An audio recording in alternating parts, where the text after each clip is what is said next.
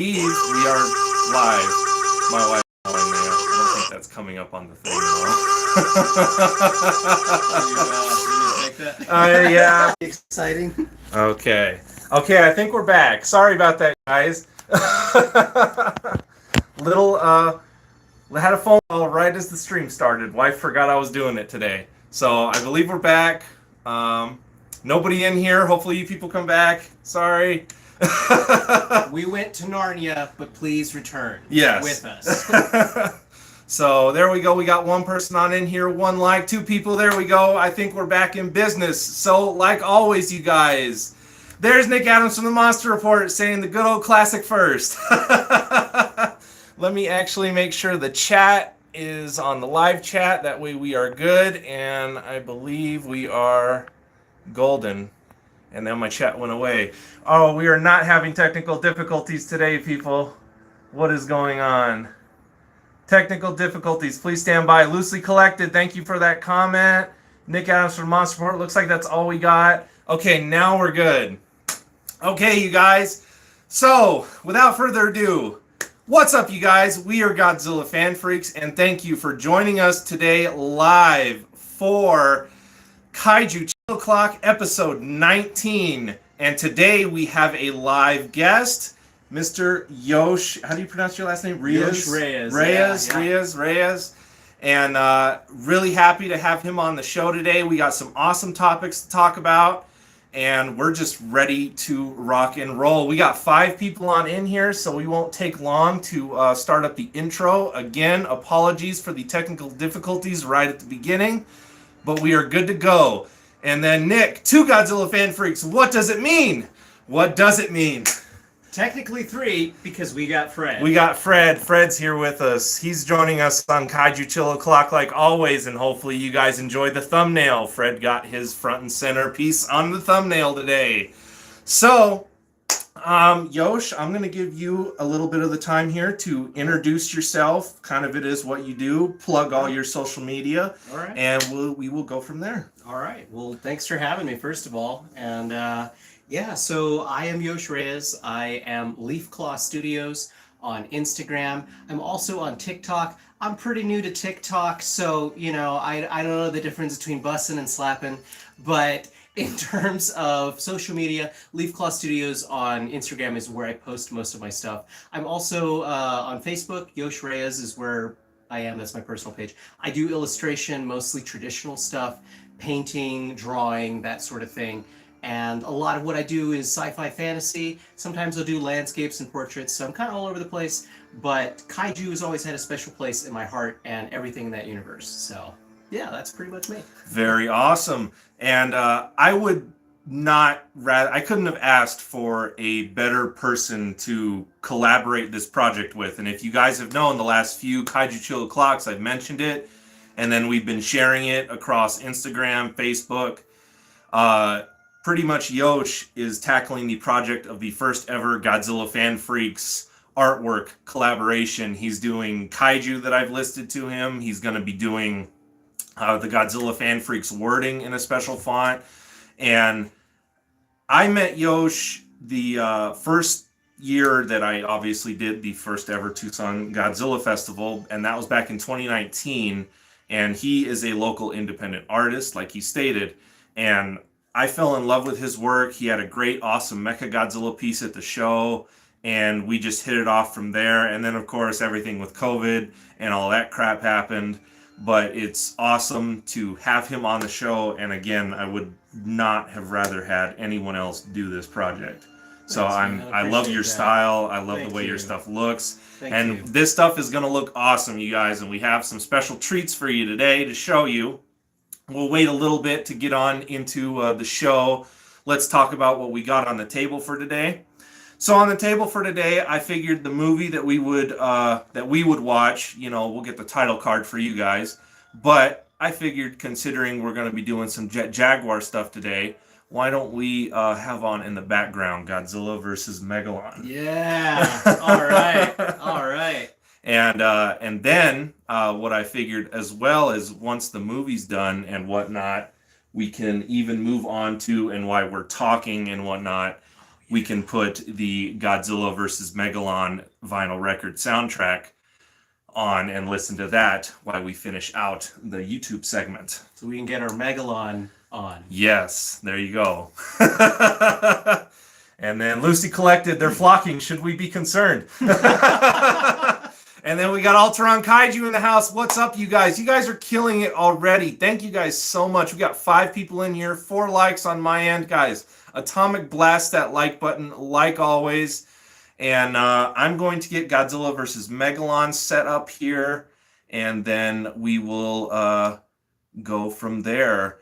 I'm a sucker for English dubbed, so we're going to throw on the dubbed, because why not? Subtitles.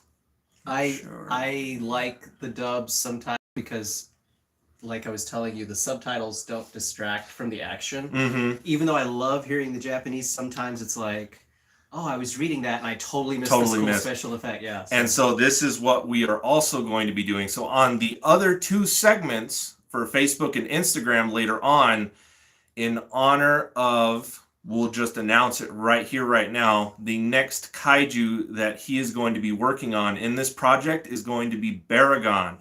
And the Showa Baragon at that. And Yosh has never really seen Frankenstein Conquers the World. So after we're done here on YouTube, when Kaiju Chill O'Clock episode 19 goes on for its 2nd segment, please join us in watching Frankenstein Conquers the World.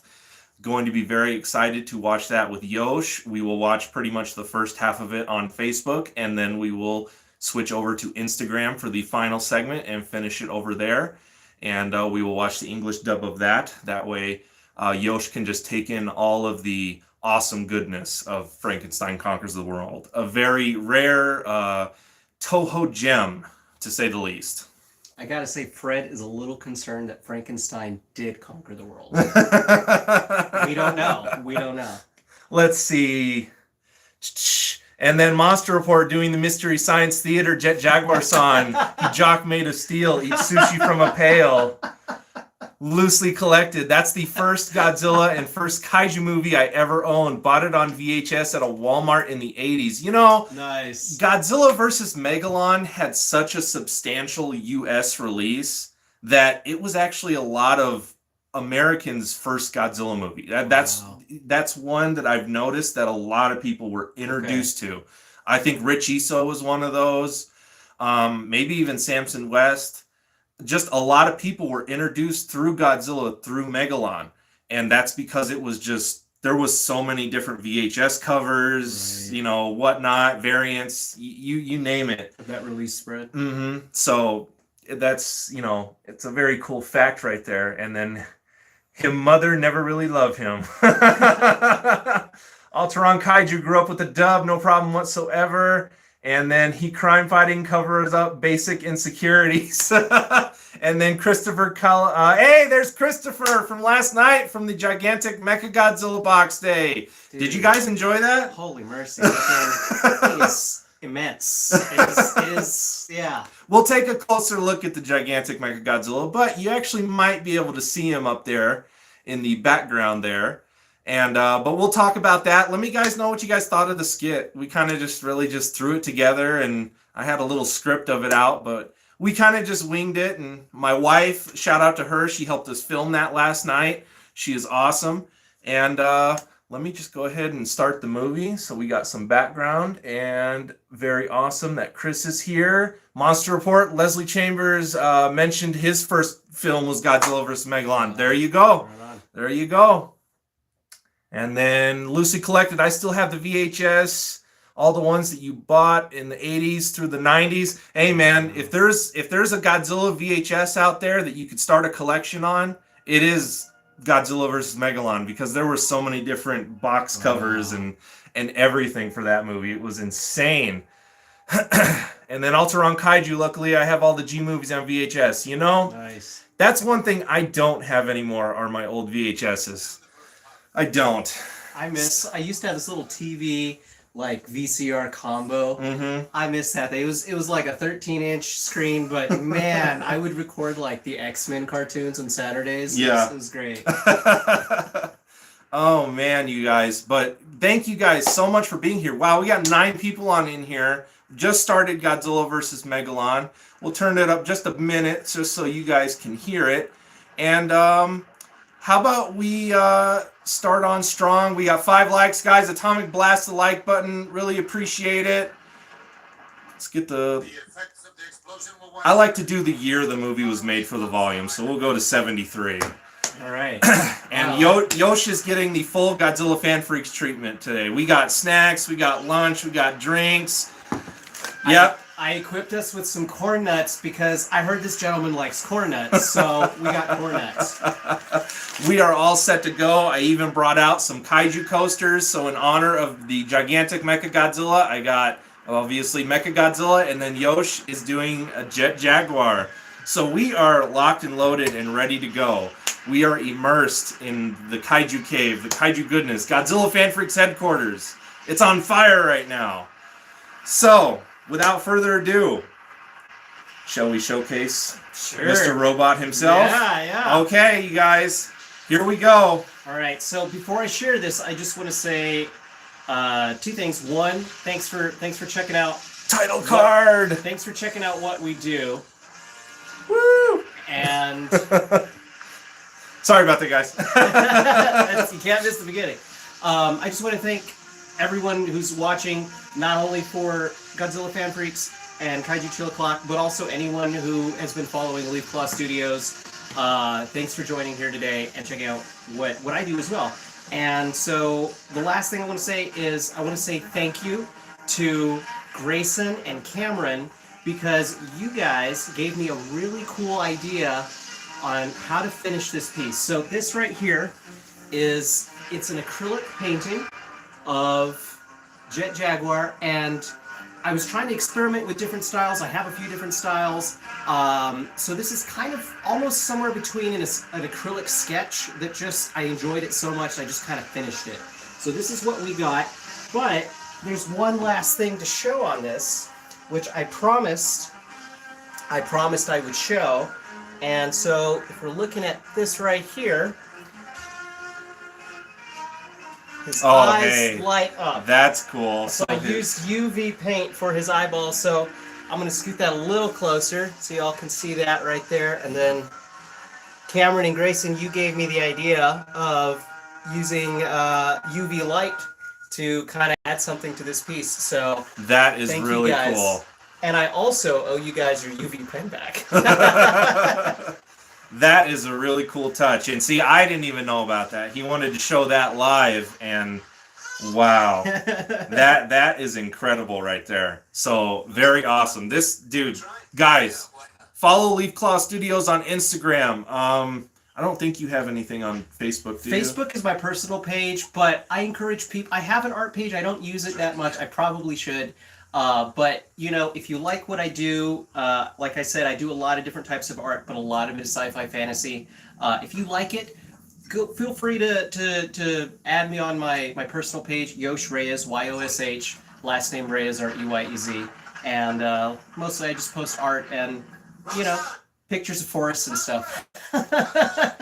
I have one more piece of art to show, but why don't we do that later on in the next segment? We'll do that later on in the in the segment. So, man, I love it. I think it looks great. Thank you, man. I love the touch of the UV to where it looks like his eyes are lighting up, and that's just an awesome touch. And I made my signature not like stand out too much there. Okay. Okay, cool. So he has his signature on there, but it's invisible a little bit. Yeah, it's in awesome. ink. All right, let's see. How are we doing here? Lucy collected. I came close to trying to get rid of them, held on to them, all honesty. Buying VHS again, pick up movies. Yeah, dude, you know, VHS is such a cool pastime that even I appreciate having, you know, VHS around and whatnot. It's always just nice. You know, you got to hold on to some parts of the past. And we got Hi Yosh from a Mark Gustav. Hey, how's it going, Mark? Thanks for joining us. And then, Alteron Kaiju likes picante corn nuts for him. Oh, wow. That sounds nice.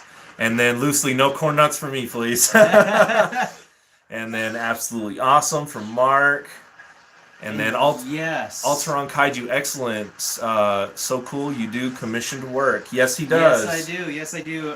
Real quick, if it's cool with you, I just want to say that if you see, a piece that I do today, I have a second piece that is up for grabs for sale. I'll share that later on. But I do commission, so if in the future, there's like a kaiju or a monster that you're interested in having me draw, I will totally do that. So you can always message me on Instagram or Facebook. And then, yes, Monster Report, does Yosh do commissions? Yes, he does. Yes, indeed. Yes, he does. In fact, this Jet Jaguar was a commission. Yes, it was a commission. For this gentleman here. So. And this whole commission is, it's a decent-sized project. Yeah, it's a cycle, sort of. Yes. Yeah. But I can't wait to show it once it's all done. And then, of course, if anybody looks on the main channel page on YouTube, you guys have noticed, granted I've been on YouTube for 10 years, almost 10 years, it'll be 10 years next year, never had a banner. I've never had a banner image or anything, and so when Yosh is all done and completed, what he's going to do is he's going to digitally take each kaiju, meld them together in kind of like a collage, and then he's going to have Godzilla fan freaks above. So Yosh is basically going to be making the banner for the channel. I thought I was supposed to meld them like a Cronenberg monster. Man. I did wrong. I put them all together. And then I actually have some surprise for Yosh too, live, just as he did me with that UV light up for the eyes. Oh, yeah. But I just wanted to let Yosh know the gears are turning for the next festival. Slow, but it's turning. And I mentioned it to my buddy Ron John, who did the poster for the first one. Okay, yeah. If he doesn't have time, I know the perfect guy for the job. Oh man, thank you. And if you would be interested, I will let you know. And the poster for the next festival, Dude, you're going, and every festival afterwards, I would love to. You're going to be the poster guy. I would love to, and I got to tell you, so I'm not the most seasoned convention goer, but I've been to a few in different places. To this day, and I've talked to Kat about this, my partner. She and I agree that it's the best, top 2 conventions we've ever been to. It just hit all the points, man. It just had all the things, and the turnout was so good. It was great. I also sold out of Mechagodzilla prints, and I was like, whoa. So that was a good day, Talking about that festival again that I did back in 2019, it was such a cool project, and it was such a fun time, and I did not think it would have did as well as it did. It shocked me, and hearing that from you guys, you hear it right here from Yosh, and I've said it before, and it really touches my giant kaiju heart that people say that, because we threw that together. We threw that whole festival together in the span of 3-4 months. Wow. And the fact that people appreciate it that much, that it's one of the better ones that they've been to, well organized and everything, that just makes me happy that so many people had a good fun time and it wasn't stressful. It was just what a con should be. And it's just a ton of fun, everybody coming together and just having a great time. So yes, I am happy to announce that the gears are slowly turning. Hasn't lifted off yet, but we're kind of getting there. But I just wanted to bring that to you. Yeah, that means a lot to me. And then I would love to. The poster idea. Yeah. So actually, let's go take a look at it. All right. Let me go ahead and unplug. Let me rotate the camera here. We'll get to your comments. I see that we do have some more comments here, you guys. Let's see. I think Mark, great idea for the UV fins and the Godzilla breath, man. Yes. That'd be awesome. And then Monster Report. He's going to message you for a commission. All right. So Nick Adams from the Monster Report is going to message you for a commission. Alteron Kaiju, definitely going to ask for an 84 when the funds are there. All right, man. All right. All right, cool. Thank you all. And then your thumbnail needs to be fresh. And then Mark, definitely want a 62 Godzilla with the special paint on the fins and the eyes. Okay. Well, Mark, if you don't already know, Godzilla 62 is my favorite. and he is in the lineup that Yosh is going to be doing. So Yosh is going to be doing a Godzilla 62. So stay tuned for that in the future. Thomas Davis says Yosh is awesome. Hey, thank you. Thank you, man. And then Loosely Collected. Oh, man, there's so much room for activities. Oh, my God. Those Guyvers, I just got to say.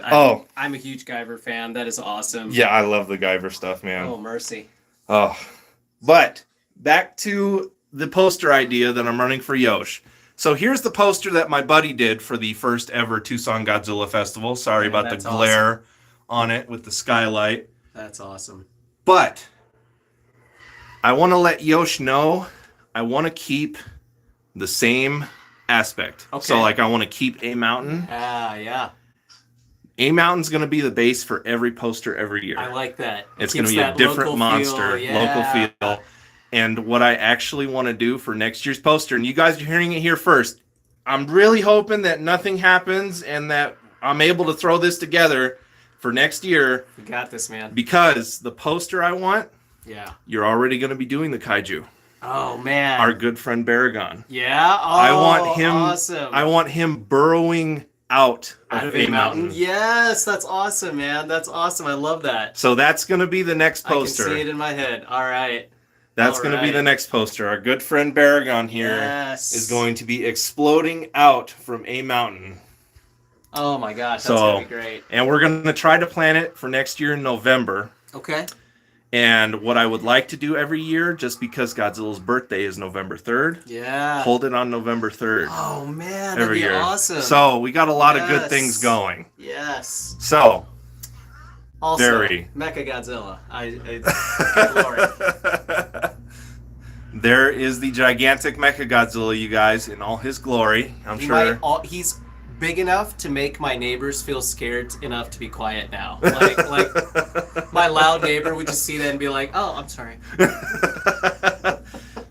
But yes, did you guys enjoy the box day? Did you guys enjoy the skit that me and my buddy Christopher did, who I got this from? This is so good. You know, I've just been hyped for this weekend just because, you know, pretty much collaborating with Chris, another Godzilla collector here locally in Tucson. I got this from him. We did the box day skit and everything last night. And then now today, collabing with another local Godzilla Kaiju fan. So this is just awesome. Growing up, I never really had anybody that I could connect with as far as Godzilla and Kaiju goes. Right. It was very few and far in between for people who shared that same fandom. And yet we're gonna get that set up, and I think that's gonna work well. Oh, check that out. Yeah, perfect. Nice. So now we got Jet Jaguar running the whole show there. He's our third co-host. Kind of like box my ears if I say the wrong thing. But no, so this is just awesome, you know, finally, you know, having people locally to meet up with, talk, hang out, do collabs with, whatever it may be. And I do have to thank, you know, myself for putting that festival together in 2019, because that's what really brought everybody's attention to be like, oh, this is awesome. You know, it's like, here is, you know, Everett, Godzilla Fan Freaks. He's throwing this together. Here's another Kaiju fan who does artwork. Here's another Kaiju fan who also collects. You got Mike Olivares down at Zia Records, who's I've mentioned him a few times. Yeah. He's the manager down there, and he's also the owner of Tucson Comic Con. He's going to be on the team for the next Kaiju Festival, which that's what I'm going to call it, just so Toho doesn't get on my butt at any point.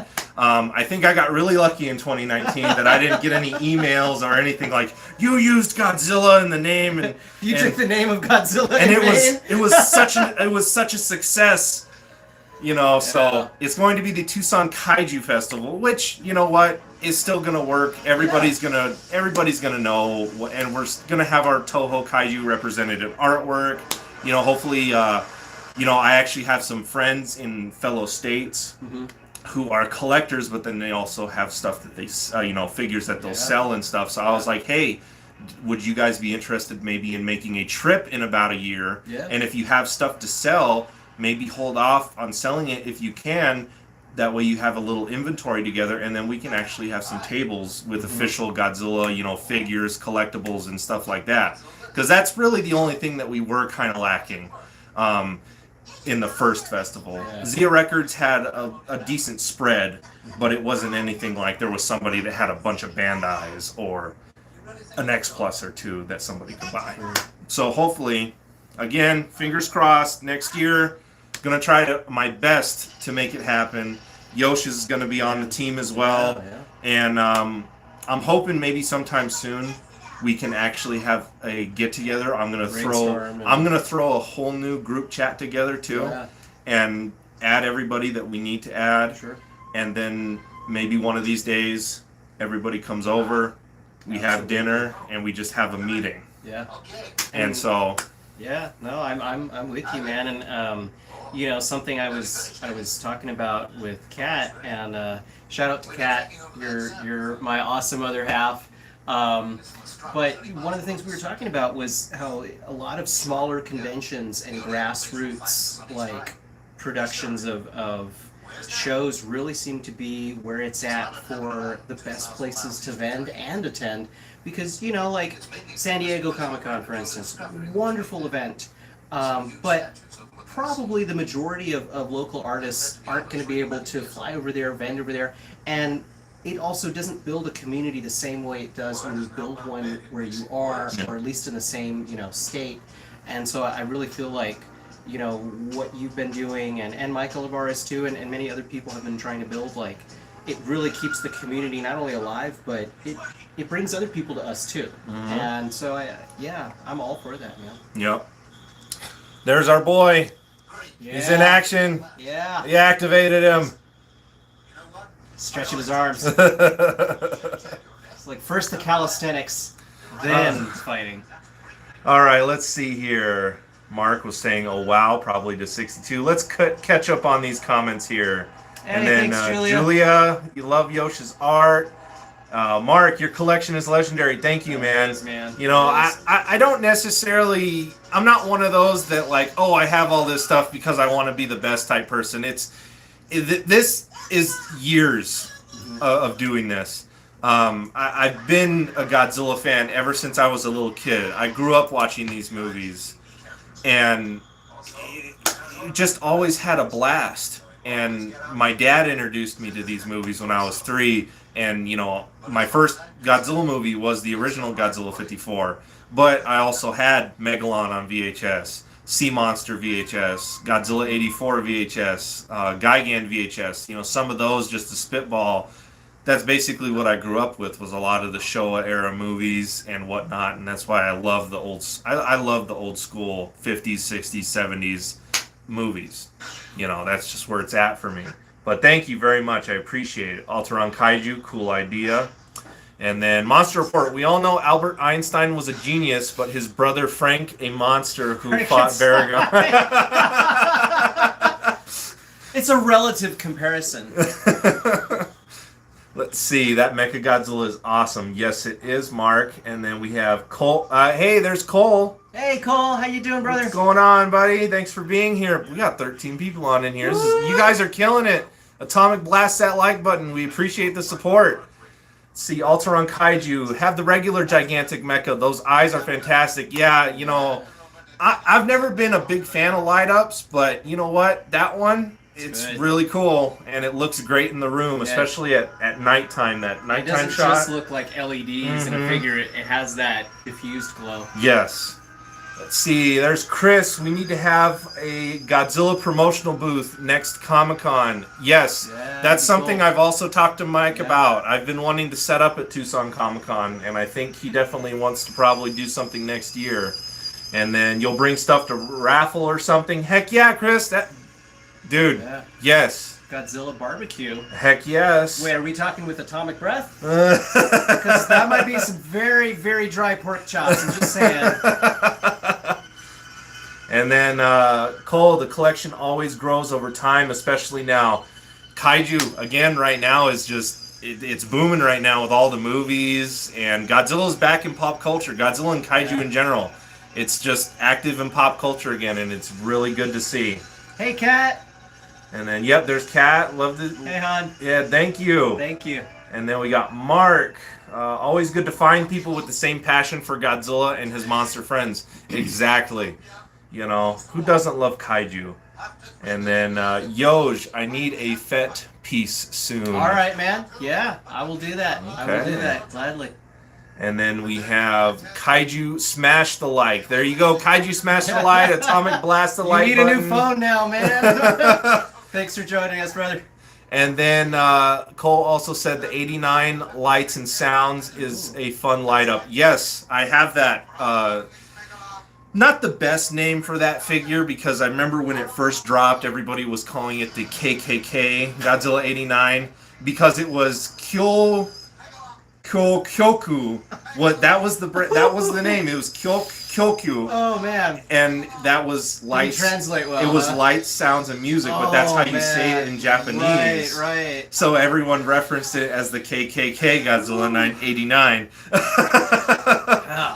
But that is a good figure. He's over there between the gargantuas in the room over there, and yeah, that name is ridiculous. All right, we're caught up on comments, I think. Yeah, there we go. Yeah, and then Mark, yeah, oh geez, yeah. Yes. Yeah, no, it didn't translate well, but that's what it was in Japanese. Sure. I'm probably not pronouncing it right, but it was something like kyoku. They're almost really similar, and it means lights, sounds, and music. Wow. And so, in Japan it sounds fine, but when you come down to it, that's what America dubbed it over here, was the KKK Godzilla 89. Wow. And like that, their dreams vanished. Yes. Because ever since that came out, they were supposed to do a whole line of those figures. I don't know if they stopped it for that reason, because the next one was actually supposed to be a Shin Godzilla. Yeah. They were supposed to have an SH Monster Art Shin Godzilla that was going to have the lights, sounds, and music. Right. And I was pumped for it too, and I think there's a prototype out there, but I don't know whatever happened to that project with SH Monster Arts. Yeah. I don't know if they just said, well, that didn't really work because now somebody had to put a racial slur into it. It's like the old, I don't know how true it is, but I've always heard tell of the Chevy Nova didn't do well south of the border because in Spanish it was no va, like it doesn't go. And so, why would you want a car that's basically called doesn't go anywhere? Yeah. So, yeah, it's just one of those things, translations don't always work out. But, I really wish that maybe they'll pick it up one day. I don't know what the deal is with SH Monster Arts. They're still coming out with, new figures and resculpts and repaints. So, but I don't know whatever happened to their light, sound, and music lineup, because they were going to do that. And the next one was going to be a Shin Godzilla, which would have been really cool, because you would have had all those purples, the breath effect, the music from Shin Godzilla, all that stuff incorporated into a figure just would have been amazing. Yeah. And then there it is. Cole knows what I'm talking about. See, Kyoku. Okay. Yeah.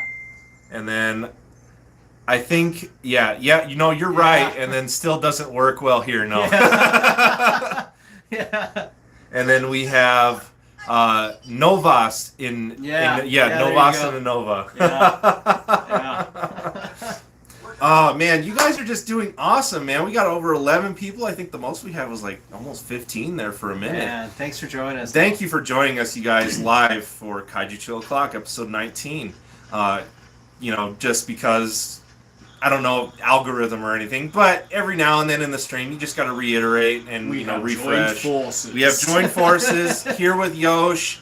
Talked about his great project. If you're just joining us, he's got this Jet Jaguar that he's doing for Godzilla fan freaks. And the eyes eyes light up. That looks great. It looks fantastic. And we're just having a good fun time here. We got Godzilla versus Megalon on that we're watching in honor of Jet Jaguar here. And so we're just immersed totally in the Godzilla Fan Freaks headquarters, and just really happy to have you here. Thanks for having me. Thank you, man. And no, we're doing good. So like always, you guys got questions for me? You guys have questions for Yosh? whatever it may be. Engage with us, you guys. Do you guys want to take a look at a figure? You guys want us to talk about something? What do we got? Ooh, Let's see. Cole, what is one unused / scrap concept each you would have liked to see happen? You know, I don't know that I'm knowledgeable to know all the things that have been scrapped. But okay, this is I think this is outside of the Toho parameters, but still That's okay. Kaiju.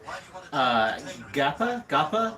I don't know how you say it. It's like Gappa. Yeah, Gappa. So I think there was like one movie with them, and they seemed like such a cool. It was like these kaiju that like sort of mated for life, and excuse me. But it just I liked the design, and it was kind of bird-like, and I would love to see either a redesign, excuse me, or like I don't know, some kind of reintroduction, because I just liked those characters. They were cool monsters. So that's me personally. Oh God, I almost got Gappa. Yeah, so this is Gappa. You know, it almost feels like a mythical beast, not just a kaiju. You know, like there's something chimeric about it, or it's like a Greek monster. You know, I don't know, but yeah, that is a gorgeous model. Good grief. That's one of X Plus's when they first started. That was one of their. I feel guilty even touching it. Like, it's a figure a lot of people want them to reissue, right? Because it came out such a long time Look ago. at those wings. Yeah, but yeah, that would be my go-to Gappa or Gappa. How do you say it? I say Gappa. Gappa. All right. Yeah. That's not where I get my clothing though. Due to Gap. But yeah, no, that would be cool. I that was another one I grew up with too. Was Gappa, and no, just a really cool kaiju. Fun thing, since I have the figure here, this was kind of an impulse buy. It was the last day of G-Fest. Okay. Oh man, I've always wanted to go to one of those. Nobody saw this figure the entire weekend, and then all of a sudden, the last day of the convention, it was like front and center. Wow. And I believe they wanted 800.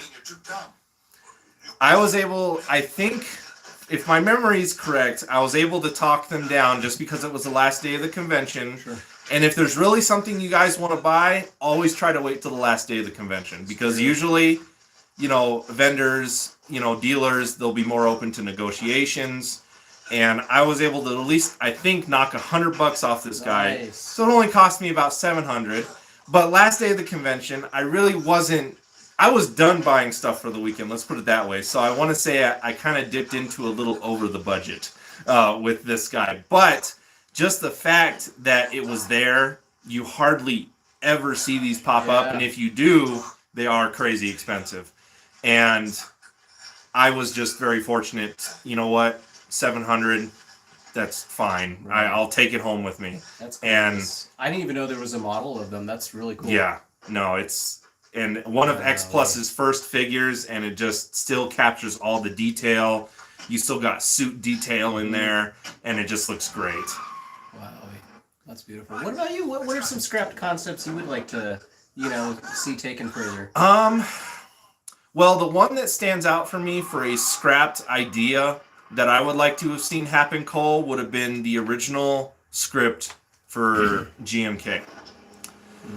And that's one that a lot of Godzilla fans agree with, because the original idea for GMK was to have Baragon, Anguirus, and Varan fight Godzilla.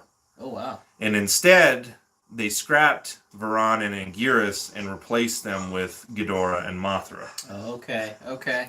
And that was just because to market the movie more, those kaiju would have drawn more money, basically. Yeah, they used the heavier hitters, the more usual suspects. And a lot of people, like myself, were kind of like, you know, wish that would have happened, because sometimes, even though we love all these kaiju, sometimes you have to admit, maybe Godzilla fighting Ghidorah every 3 movies or something kind of gets old. Yeah. Like, bring us something new and refreshed, and really having Varan and even Anguirus in the film, because Varan was only in his own movie, and then he had a cameo in Destroy All Monsters, and then that was kind of it. Oh wow! Yeah. So seeing Varan on screen, especially in the Millennium era, would have been really cool. They did keep some of Varan's like style, because you can see it in the Ghidorah head sculpts. So they did keep some of the concept for Varan and just worked it into the Ghidorah design. And then, of course, seeing Anguirus again would have been really cool. And then, granted, Baragon was in the film, and again, to me, that just stands out so much. Like, out of everything in that movie, I want to say whenever I watch GMK, I'm always invested in the Baragon shots, in the Godzilla versus Baragon battle, because it's more refreshing than just seeing, oh, Godzilla's fighting Mothra again. Right. Oh, Godzilla's fighting Ghidorah again. Right. You know, I want to say the only thing really refreshing about Ghidorah, other than the design in the film, is that he was a good guy. You know, that was a twist, and it was welcome. You know, it was like, oh, so Ghidorah's kind of he's a good kaiju, more or less. Yeah. It's the roles are reversed. Right. You know, how's it go? What a twist. You know. But would have loved to see the original concept for GMK. That's for sure. Chris, what do you have on pre-order? Well, the Godzilla and Ebra set from X Plus. That should be coming in sometime this month. I don't know. I haven't gotten any shipping notifications on it yet. I don't think anyone else has either. And I also have the Flying Hedra from X Plus. That's going to be coming in. SH Monster Arts Hedra set. That's going to be coming in. Those three things are all on pre-order. I'm waiting for the Planet X from Godzilla vs. Monster Zero. The Planet X alien from X Plus. I'm waiting for him to drop on the US Rick site, and we'll pre-order that. Sometimes I do kick myself for not getting the Serizawa in the diving suit with the Oxygen Destroyer, because X Plus is actually starting to do more human characters now. Oh, really? Okay. And so they're doing those aliens from Godzilla vs. Monster Zero. They're doing one of those guys, and I would love to have one of those guys on the shelf. And Serizawa came out at a time, though, to where there was too much to choose from. And so at the time Serizawa was out, I kind of just had to pull the plug, and then I just went with that Godzilla and Ebra set, because to me that was just the most special piece that was there.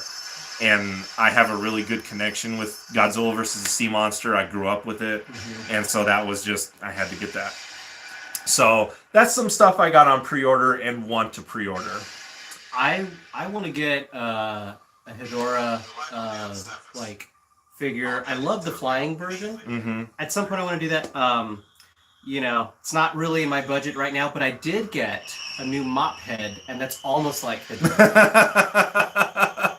And pretty soon, the more you use it, it'll start to take on the color scheme. Yeah. Let's see here. Mark, what is your most favorite piece in my collection, my holy grail? It would have to be the X Plus 30 centimeter Titanosaurus. Titanosaurus is my favorite monster kaiju, even more so than Godzilla. And I just have such a connection with that monster that the X Plus 30 centimeter Titanosaurus would most likely be my top.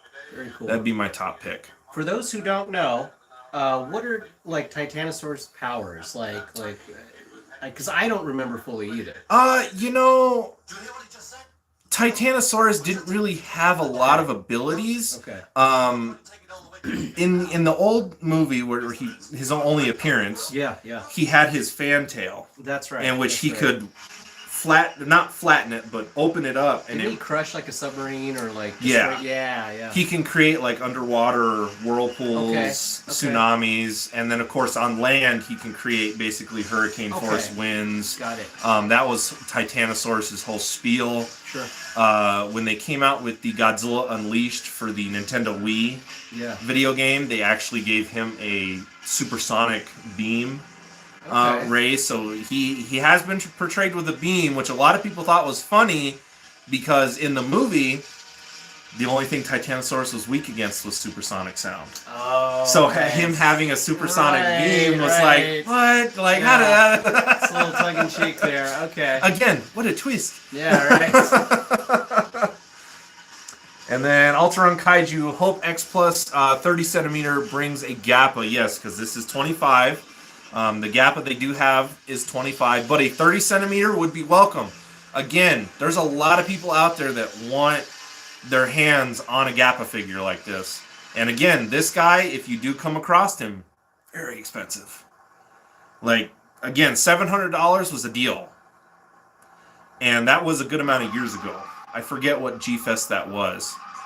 But now, this guy, you find him online. Again, you're on the upwards. Of course, you got stupid eBay prices. Sure. You know. Like a K now? Yeah, I think, you know, with shipping and stuff like that sometimes too, it just kind of gets ridiculous. So hopefully X Plus either reissues or comes out with an entirely new sculpt. If you find one, plan to live in it. Yeah, there you go. That is a beautiful figure, though. That's just, there's so much detail. Oh, he's great. Let's see, Cole, last day, pay with cash, sellers, yep. Yeah. Plus, they want to have less to pack, so, you know. Yes, exactly. And then Cole, he agrees on GMK. Aliens in Space, love GMK, but I did not know that. Yes, GMK had an original idea, and it was supposed to be, they kept Baragon, but they left out Varan and Anguirus for Mothra and Ghidorah. And then Cole Varan got one more appearance in Godzilla Unleashed. He was in Godzilla Unleashed on the video game, that is true. Mark, Monster Zero never gets old. It's one of my favorites. I love that movie. I want to do a cosplay group of the Planet X aliens. That would be cool. Yeah. You know, I think I think what would be cool, Cole, is if the people who are in the Arizona G-Force group, we could possibly get that together and everybody could throw together their own costumes. Cool. And then we could basically be the Planet X aliens of Tucson, Arizona one year. And then Les would love to see a Destroy All Monsters Keylock figure. You know, the fact that they're doing the Planet X alien, I wouldn't put it past them doing the Keylock alien from Destroy All Monsters. I think that is entirely a possibility. Alteron Kaiju luckily managed a Rick and regular Defo Sarazawa. Nice, man. And then Chris, how about Spiral Studio GMK? You gonna try to nab that? No, I'm not dabbling in the Spiral Studio stuff. There's too much stuff going on for me to dabble in an entirely new line. Because once I get my feet wet with that line, then who knows what's going to happen. So I'm not going to touch it. I will, just like when you came over last night and how Yosh is here now, when you get your Spiral GMK, I will gladly just enjoy it from your collection. For now, we're going to dabble with picante corn nuts. That's how far we should go. And then, let's see, Cole, I have a Titano too. He's awesome, dude. Yes, love Titanosaurus. And then Alteron Kaiju, does the Hurricane Windtail count for Titano? Yes, it does. And then Godzilla Train 1090, what's up, man? Glad to have you here. Welcome to our Kaiju family, basically. Thank you for being here. And then Monster Report, GMK said Bear Who Gone. Because, Baragon sadly does not make it too far into the movie. Sadly. And then Loosely Collected, mostly can't afford to buy Godzilla or Kaiju toys. I mostly have been buying the Playmates, Bandai, NECA stuff. You know what? I'm with you. Collect, as long as you like it. Collect what you like, collect what you can afford. Yeah. You know, everybody's collection doesn't have to be top tier stuff. You know, everybody's collection, no matter how big, small, what it consists of, is special in its own regard. If we all had the same exact setup, the same exact things, we would all be as cool as you. It would basically be like, okay, well, there's nothing special about each individual, but all of us as a fan of this stuff, a collector, we're all special individuals, and there's something about everybody that makes us cool. Whether it could be media related, figure stuff, who knows, you know, whatever it may be. You know, this has never been a competition. You know, some people do take it that way, but you know, it's never about competition. We're all just one big kaiju family, basically. I thought about, because one of the things I do other than illustration, I do some sculpting. And sometimes I've actually thought, I mean, it's not that simple, it takes time, but I was like, if I can't afford this $700 figure, I could at least do a $50 sculpt, There you go. and make something cool. So, yeah. And then Ultron Kaiju saying, what's up to Adrian? How's it going, y'all? And then Cole, collecting is expensive and difficult. Get what you can and what you like. Yeah. That's pretty much what it is. Yeah.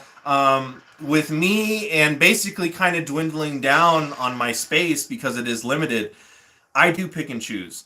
I do buy what I really want. I'm just not buying something to buy it. Mm-hmm. I know what space I have. I know what I can work with. So now where I'm at in collecting is I'm buying just what I really want. Because once I'm all filled up, whether maybe I do decide to sell stuff down the road and make room for something else I really want, who knows? But I think when it comes down to it, I'm going to know when I'm done. You know what I mean? Like, I'm not going to have to keep doing this years and years. If I still got space, and maybe there's one space left over in like 25 years, and then finally it's like, that's the thing to take the final spot. You know what I mean? Yeah. But, at one point in my life, I'm pretty much am going to be at that. I'm content and I'm happy with what's here. And then you can display stuff, like at conventions, like probably have more Godzilla festivals or, Kaiju festivals between now and then. And exactly. You can be like, okay, here's some of my top, exactly. Behold the glory, I almost forgot to plug our power back in so we don't run out of battery life, which we shouldn't. That way we have... oh yeah, we're just watching Megalon getting messed up by the military. Have Godzilla vs. Megalon on in the background in honor of Yosh's Jet Jaguar piece that he is doing. So just having some awesome kaiju action go on. I'm excited about doing the next piece of Jet Jaguar because, like I said, this was kind of an experiment for, what style. Because I have a few styles. I have kind of a very loose style with acrylic. I do some stuff with oils. Sometimes I just do black and white with inks. Actually, if you're cool with it, I'll show the Gamera piece. You want to show it? Yeah. Go for it. Because, I do some ink stuff, and some of what I do is black and white or a little bit of charcoal. So this is a Gamera piece. This is all brushed ink. So, I have the little brush and a little ink holder, and it's always funny, like, I've spent like 20 years doing this as a career, and I can't think of inkwell. There we go, inkwell. But yeah, so, and then I use a little white charcoal. This piece is up for grabs, so if anyone is interested, shoot me a message.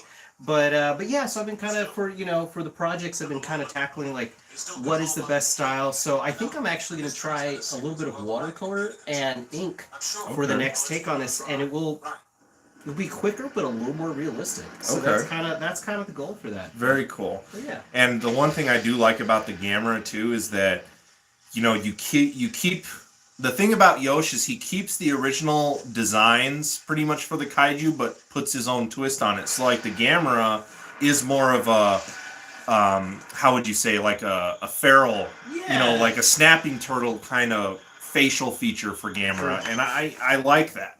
I think it looks really cool. Yeah, it's kind of fun to because I can't reinvent the wheel in a sense, because Gamera was and various kaiju, they've all kind of gone through their iterations, whether it's the Showa or Heisei or different periods, and it's like, well, what do I bring to it, mm-hmm. and what are the aspects of each thing that appealed to me, but at the same time, as an artist or as a designer, like, not losing what makes Baragon and any other character. Yep. So, yeah. Awesome. All right, let's catch up on these comments, you guys. Godzilla Train 1090, get what makes you happy and doesn't break the bank. Yes. Yeah. Don't let your collecting get out of control. It can be addictive, but don't let it get out of control. And then Mark, can I come over for a play date? That is a possibility. And then let's see, we got Cole. Shoot, I'm not cool now. I've never been claimed as such. Hey man, you're cool. You're here. Oh man. And then we got Les here. I'm drooling over that Ghidorah on the top shelf in there behind you. Yes. Yep. In a minute here, we'll take a walk in the collection room and we'll talk about some stuff. I wasn't done. And then I wasn't done. The Yeah, wife fair. said, yeah. Fair. And then, yeah, that's pretty. Thank you. He's talking about, I think, the pieces. Oh, hey, thank you. Thank you. And then Les. Yep. Thank Nice you. Pieces. Thank you so much. Lucy Collected loves the Gamera. Ultron Right on. Kaiju loves the Gamera too. Thank you guys. Thank you. Thank you. Again, you want anything commissioned, reach out to Yosh either through his main page on Facebook or Leaf Instagram. Claw Studios on Instagram. Any, I know you mentioned TikTok, which kind of, I got mixed feelings on TikTok. Sometimes it just feels like one long ad, but the whole internet's kind of getting that way. But yeah, I'm on there. I'm also Leaf Claw Studios, so if you want to watch me not know what I'm doing, join me on TikTok too. But yes, and I will obviously be sharing, his work, through Facebook, through Instagram. We'll be tagging each other in things because this is a partnership. Yosh is part of the Godzilla Fan Freaks army. He's a fellow fan freak. There you go. Yeah. My early memories of Kaiju was, I want to say, I can't remember if it was USA or TNT, but those channels on TV. And they would have this thing on Friday nights called Monster Vision. TNT right? Monster Vision. Yeah, was that TNT? Okay. And man, whenever a Godzilla piece would come on, it would be like Friday night, and my parents would let me stay up a little later, and it was like 10 p.m. and they're like, "All right, you gotta go to bed." I was like, just let me finish this movie. They're like, "All right, you still gotta get up on time." I was like, "Okay," So that was like. Whenever any kaiju, anything I could get, I was like, yeah, I gotta watch this. Now, what was your first introduction to Godzilla Kaiju? See, like, the memories I have are of just battle scenes, but I don't know which movie it was. It's like so long ago, and those memories are like... Kind of melded. Yeah, I just remember the sheer joy of like, oh my god, it's Godzilla, like, I'm getting my blanket, I'm sitting on my beanbag, here we go, So, yeah. That's awesome. Oh, King Kong, though, I remember him, did they battle? Yes. Okay. In 62 they did, yeah. That the original. movie sticks in my head, The because original I King remember them Kong? battling. Yeah. Okay. That's okay. That works for me, because that's 62. 62, right, That's 62. Yeah. You know how everybody loves, to make the joke 69, 62. And then Godzilla Trade 1090, shoot me a link. I'll check it out. I will send you his info for sure, buddy. Right on. That is not a problem. And then Reptile 7876, sorry you're late. It's all right, man. You made it. You made it. You're here. We're here, and we're still going to be here for a minute, Yep. Usually Thanks for joining. YouTube goes about 2 hours, so we're just about at that hour mark. We're enjoying Godzilla vs. Megalon in the background in honor of Yosh's artwork here of Jet Jaguar that he's been doing for me, and starting the next project, Baragon. Really excited. Man, really I'm excited pumped. to see it. Really excited to see it. And considering that the Monster Report has already wants a commission from you, I can tell you what he wants. All right. I already know what he wants. All right. I already know what he wants. I'm excited. I'm excited to do this. So, yeah. He's gonna want Varan. Ron. Ooh. All right. So All right. he's gonna want Mr. Varan, the Unbelievable. All right. I'm excited. Right on. And then Ultron Kaiju, Job Bob Monster Vision. Oh yeah, Joe Bob. Yeah. Or Joe Bob. Right. Yeah. Joe Yeah. Bob. Yeah. Wait, Yeah. I can't read. I mean, but yeah, that's right. I remember that. Yeah, Monster Vision. All the that stuff. I admit. But you know what? We're that right now. Yeah, we are Right? that. We Yeah. are that. Yeah. Just a different, basically kind of like, live stream, podcast type thing, Yeah. Yeah. And we're just glad to have all of you here. Again, you guys are just all awesome. What are we at? 11 and 11? What? Wow, hey, that's awesome. You guys are awesome. Atomic blast that like button if you haven't. We appreciate the support, and we're just having an awesome, fun show so far. So, and Megalon is just star powering these buildings into an OSHA disaster. Yep. So. Love the stock footage because sometimes you can barely see Gigan through like the smoke and stuff because it's stock footage from Godzilla versus Gigan. There's his wings, you know. Oh yeah, it is. That's awesome.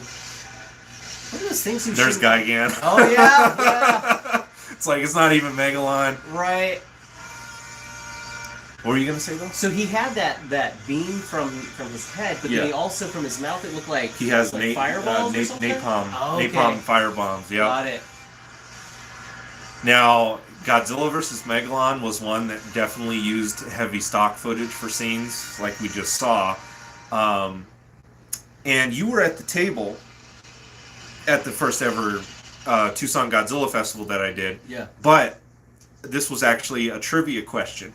Do you know how long it took them to film Godzilla vs. Megalon? Ooh. Okay, well, now that I know that they've used a lot of stock footage, I'm just going to throw out a number, 3 months. Yes. Really? Yes. No way. Really, Yeah. really? Yeah. Oh, wow. It took them. Normally it'd be like, what, 10?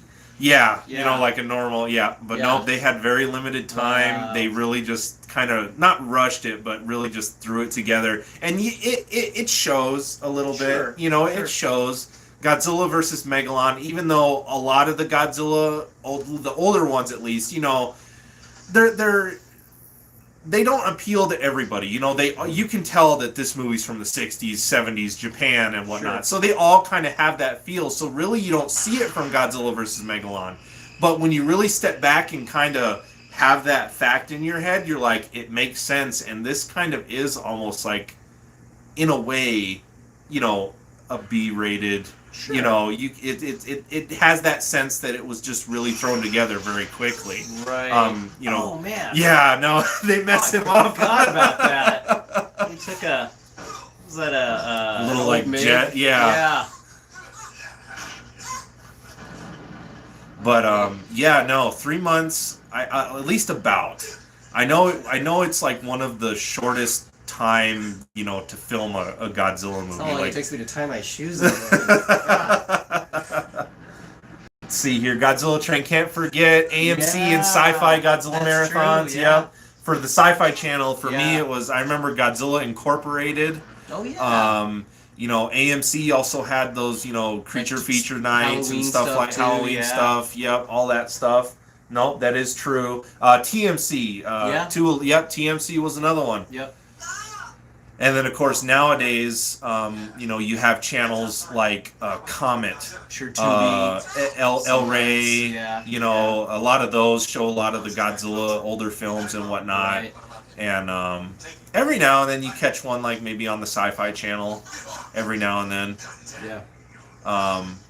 But yeah, no, it's you know, I just loved growing up with all this stuff. And yeah, so 3 months roughly is how long it took them to film this movie. Wild. And again, you got to take into consideration they had Megalon was a new suit. You know, the Godzilla suit was new. Jet Jaguar, completely new character. Wow. Gigan. God, those hands are so cool. I know the drill hands. I love them. But Gigan. Now I'm on this part of the spectrum. Now comment, you guys, which Gigan do you guys like more, 72 or 73? I'll get to that. Let me finish this thought. Loosely collected. I see your comment. I've always been more of a 73 Gigan. I like the way Gigan looks in Godzilla vs. Megalon. Okay. He looks different than he does in 72. Okay. There's something about the head sculpt that's different. Yeah. And the only way you can really get that type of Gigan is from the line Gigabrain. Okay. X Plus, Bandai, no one else has like made a specific 73 Gigan, but I wish that they would. Okay. Because there's just something about 73 Gigan that I really enjoy.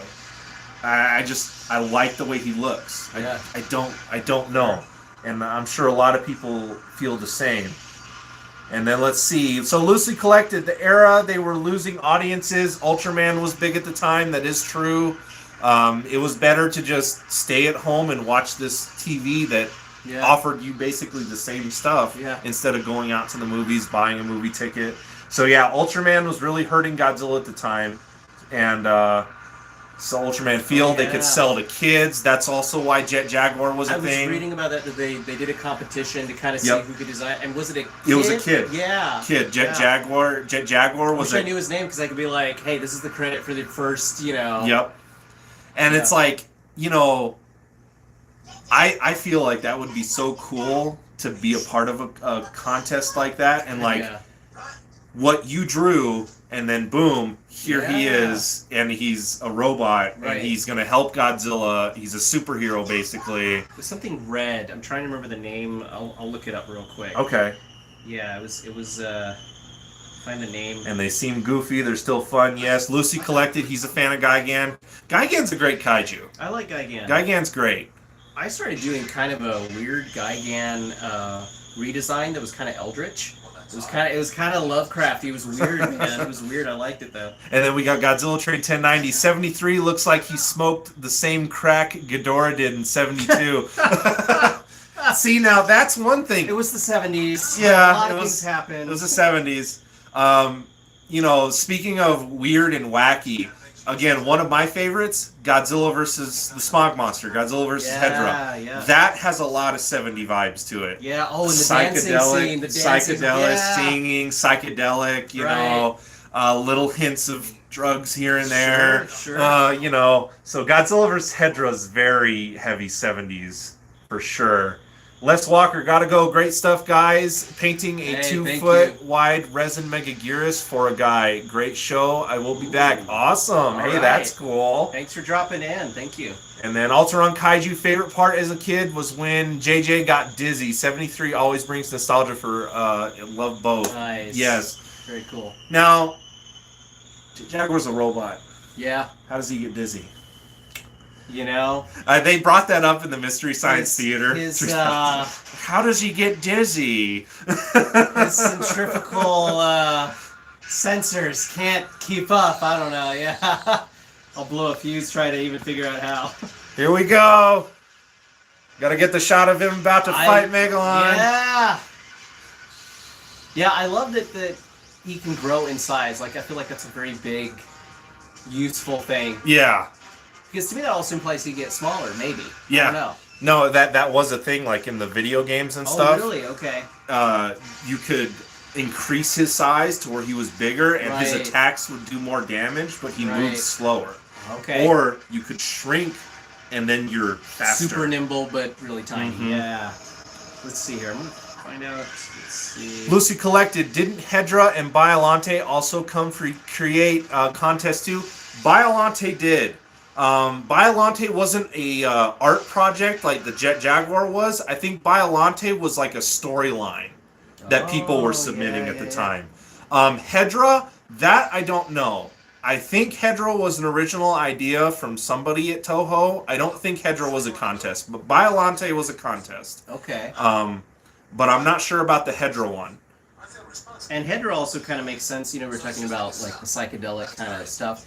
And you also had a lot of kind of aftershocks of like the hippie movement, and people were starting to kind of think about the environment differently. Yeah. So you kind of have a lot of the rhetoric of like, hey, let's not throw heavy metals into the water. And it's funny because with some of the heavy metals they were naming, I was like, oh yeah, cadmium. I use that when I paint with oils. I'm like, maybe I'm gonna do watercolor now.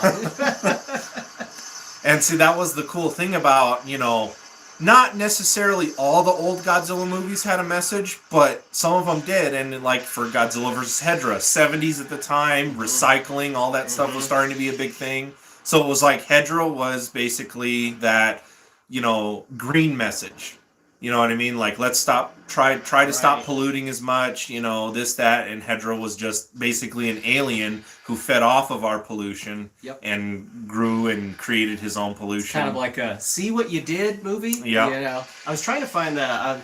So not trying to be rude. I was on my phone trying to find Yeah. the actual name because it was something like red. It was something with red in it, but that was the original name of Jet Jaguar. And then one of the people in the contest who was running it was like, okay, we're gonna change the name. And Jet Jaguar. If somebody knows that, feel free to put it in a comment. Do you guys remember Jet Jaguar's original name? Like when the kid drew it, he said it was red something. Yeah, it was like 2 R words, and I think one of them was kind of like red. I don't want to like just be on my phone the whole time. You're fine. But I'll find it at some point. You're good. And then let's see. Loosely overwhelmed his gyroscopes. Yeah, there you go.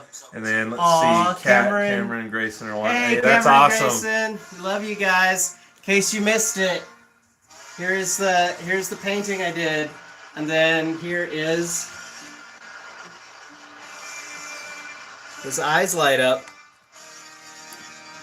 So I'll get your pen back to you.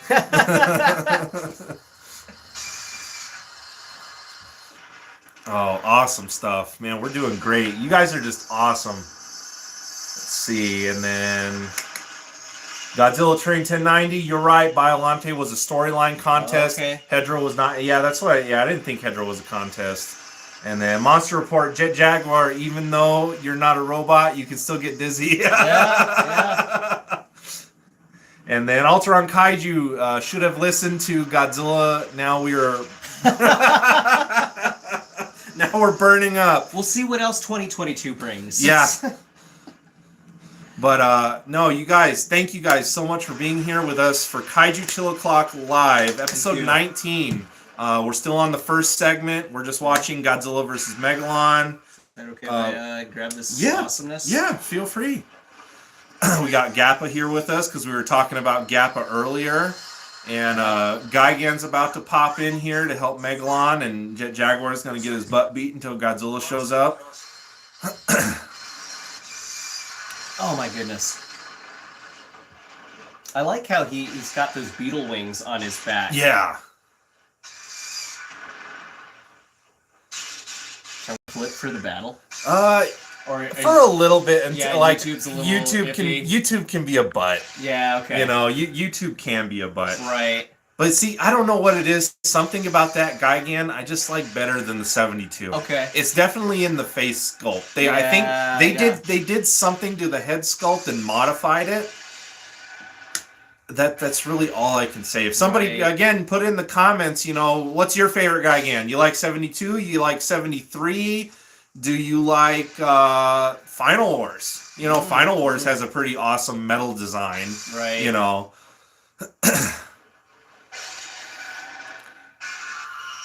Oh, there he goes. Boom! Oh, shot out of the sky. Man. Alright, there we go. Dude, this is awesome. Thanks Oh, so this much is for great. having me This aboard, is a great time. This is awesome. Sunzilla, sup? Watch it. Yep, we are. We're watching Godzilla versus Megalon. And Red Alone, Red Alone was Jet Jaguar. I can't remember what it was in Japanese, but yeah, Red Alone is that's it. Yep. And then we got Bobby Reynolds in the house. What's up, man? How's Thank you it for going? being here. We're having a good time. We're watching Godzilla versus Megalon here. After the movie's done, we'll be throwing on the soundtrack for Godzilla versus Megalon from Waxwork Records on the vinyl record in honor of just Jet Jaguar today. And Oh man, so if Cameron and Grace are still watching, Jet Jaguar the robot just got kicked so hard he flew across the screen, and I believe we say these days he was yeeted across the screen. Yeet! Yeet! There's Godzilla. Oh man. Sorry, we're just getting immersed in the movie now. Yeah. We'd invite you to join us, but now on the next segment, though, we will have what, more movie? We'll have more movie because on the next segment, when we switch over to Facebook Live, Facebook and Instagram don't ping for anything. Don't necessarily know why, but you know what? I'll take it. And that's the segments to where we'll still be able to answer questions and talk about stuff, but that gives us the time to just really kind of kick back, enjoy it, and then you guys get to enjoy it with us as well because I'll have the camera more or less on the TV, join us for Frankenstein Conquers the World on the next 2 segments. Due to Yosh, the next kaiju that he's going to be tackling in this project is going to be Baragon. So we're going to be watching Baragon's debut in Frankenstein Conquers the World and see him in all his glory. Love Show Baragon. I love Show Baragon. He's just awesome. And he has I didn't even know this, but he has a ray. He has a heat ray. He has a heat ray. So, yeah. It'll be an explosive time. Yes, it will be. So hope you join us for the next 2 segments when we watch Frankenstein Conquers the World. Pretty much be watching the first half of the movie on Facebook, and then we'll switch over to Instagram for the final segment where we will finish Frankenstein Conquers the World. And that's when I will eat corn nuts that will not be on camera.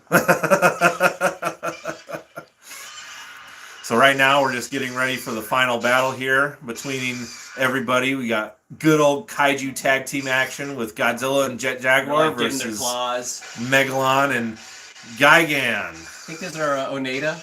You know, just sharpen just sharpen them up.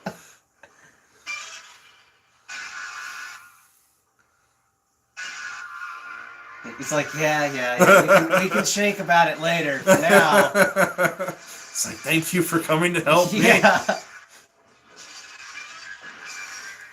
See, how are we doing on comments, you guys? Like always, you guys, feel free to ask me, Yosh, any questions. You guys want to take a look at something? Once the movie's over, we'll actually probably take a walk into the collection room, gaze in the awesomeness of the gigantic Mechagodzilla that you can probably see on the corner. I'm bad at pointing, right up here. And so we'll take a look in there. Maybe Yosh will want to talk about some figures or make some comments on some stuff. We're just having a good, fun episode today. And it's a great turnout. Thank you all for being here. Again, Atomic Blast that like button. 11 people. That's if you awesome. haven't, 11 people on in here. We've been steady at double digits. Yeah. You know, it's been good. So thank you guys for tuning in. We were both looking forward to this. Yeah, this has been on my radar all week. I'm like, yeah. That's honestly, I was intent on getting this piece to you, and then I was like, you know what? If I finished it this week, maybe we could join. And thanks for having me, man. Of course. Fun. And Yosh, I'm not going to say most likely, he will be a reoccurring guest on the show. Thanks, man. I'm looking forward to it. One thing that's really, really cool, when I was at work the other day and Yosh was messaging me, lo and behold, dude lives right around the damn corner.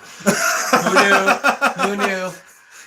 Like, he literally does. He just lives maybe a block or 2 away. Yeah, I biked over. I was like, I'm here. So, he will be a reoccurring guest due to just we both love this stuff. He's going to be working on this project for a bit, so he'll be a reoccurring guest showing, the different kaiju once they're completed or partially done. Bobby Reynolds, knock knock. And so it will be a reoccurring thing, and we're glad to show you guys this project.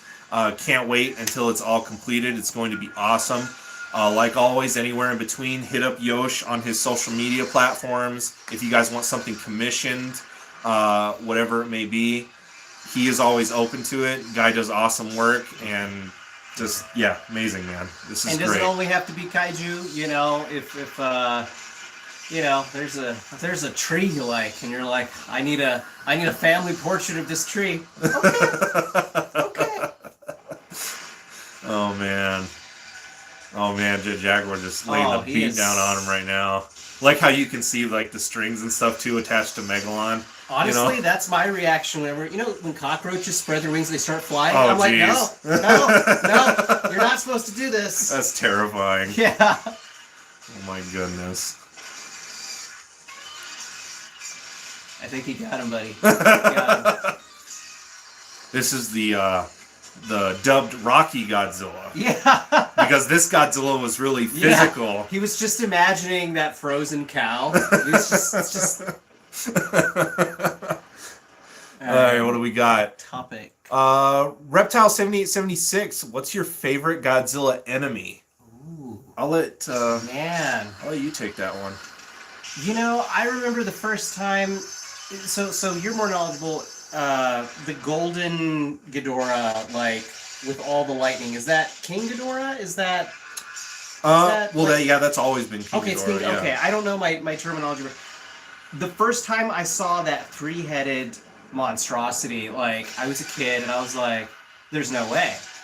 He's not coming. Godzilla's not coming out of this. This thing is like an exploding like telephone pole transformer out of every mouth. It's like I was like, you're done, buddy. I'm sorry. So yeah, I think that one as a kid I was just captivated because it also reminded me of like Ray Harryhausen stuff and kind of those designs and so that really captivated me. I kind of have a soft spot for God, what is it? Is it Ibira? Yeah. Yeah. The shrimp lobster guy. Yeah. I like sea monsters, so it's kind of cool. Oh no, Jet, keep your head on, man. Don't lose your head, buddy. So I think Ibira is one of my favorites. That's interesting. You don't hear that a lot. Yeah, I like them all because they all bring a different thing.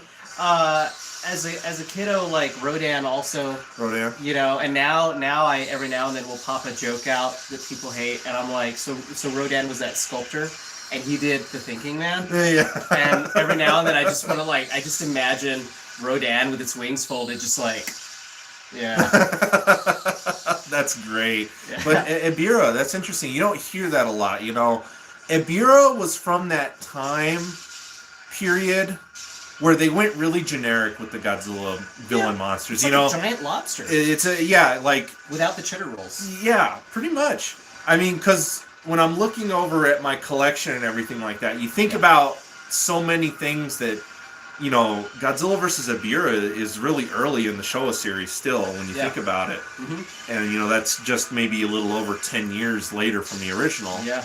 And, you had a giant moth, King Kong, giant monkey, Godzilla's, outside of Ghidorah and Rodan and some of those others, during the time of Ibira, Son of Godzilla, Godzilla versus the Sea Monster, they were really getting into, I feel like, those generic Godzilla villains. Like, let's do a giant lobster. Right. Then let's do a giant spider. Right. Let's do a giant praying mantis. It wasn't anything like, oh, here's this crazy monster. Here's a giant couch, and you have to move it on the third floor, But no, that's really interesting. Good answer. I like sea monsters, man. I really think it would have been a different movie if Godzilla had just been like, here's a giant rubber band, claw, you just go home, Now, do you know Godzilla vs. the Sea Monster was actually originally supposed to be a Kong film? Really? Wow, I didn't know that. So the idea for basically kind of King Kong escapes, more or less, originally that movie was supposed to be Kong. It wasn't supposed to be Godzilla. Really? They switched them out because then it's kind of the same reason with GMK how they did Mothra and Ghidorah. Yeah. They switched out Kong for Godzilla for the marketing. Okay. And then they saved the next Kong movie for the next year in '67, which was King Kong Escapes. But when you watch Godzilla vs. the Sea Monster, you can kind of get that element because then you have that scene. The one that really stands out is where Godzilla's kind of asleep. Yeah. But then the girl, the female character, she's there. And then Godzilla kind of has not like a crazy infatuation with her, but he looks at her and then he just kind of watches her and whatnot. So you kind of have that, okay, they kind of left that in there. Sure. Because that was originally supposed to be Kong. To Kong. Mm-hmm. Oh, interesting. Okay, that whole trope. Okay. Yep. Wow, interesting. I didn't know that. I love Godzilla vs. Sea Monster. That actually art piece came from Mike Olivar. That's beautiful. He sold me that piece. That's beautiful. And that was from his name. He goes by Attack Peter, but he does like a lot of stuff for Mondo and whatnot. Okay. So that's his art style. That's beautiful. And he's done several. Yeah. And Mike had a few. And I really just wanted that one because I love Godzilla vs. Sea Monster. I love the way the waves and everything look. It reminds me of like some of the older prints from like the ukiyo-e period and stuff like that. That's really cool. The one that I wanted, but you really can't get anymore because it's in the aftermarket, if anywhere, he did a Godzilla vs. Hedra one that was really, really cool. Yeah. You had Godzilla and Hedra fighting in the background.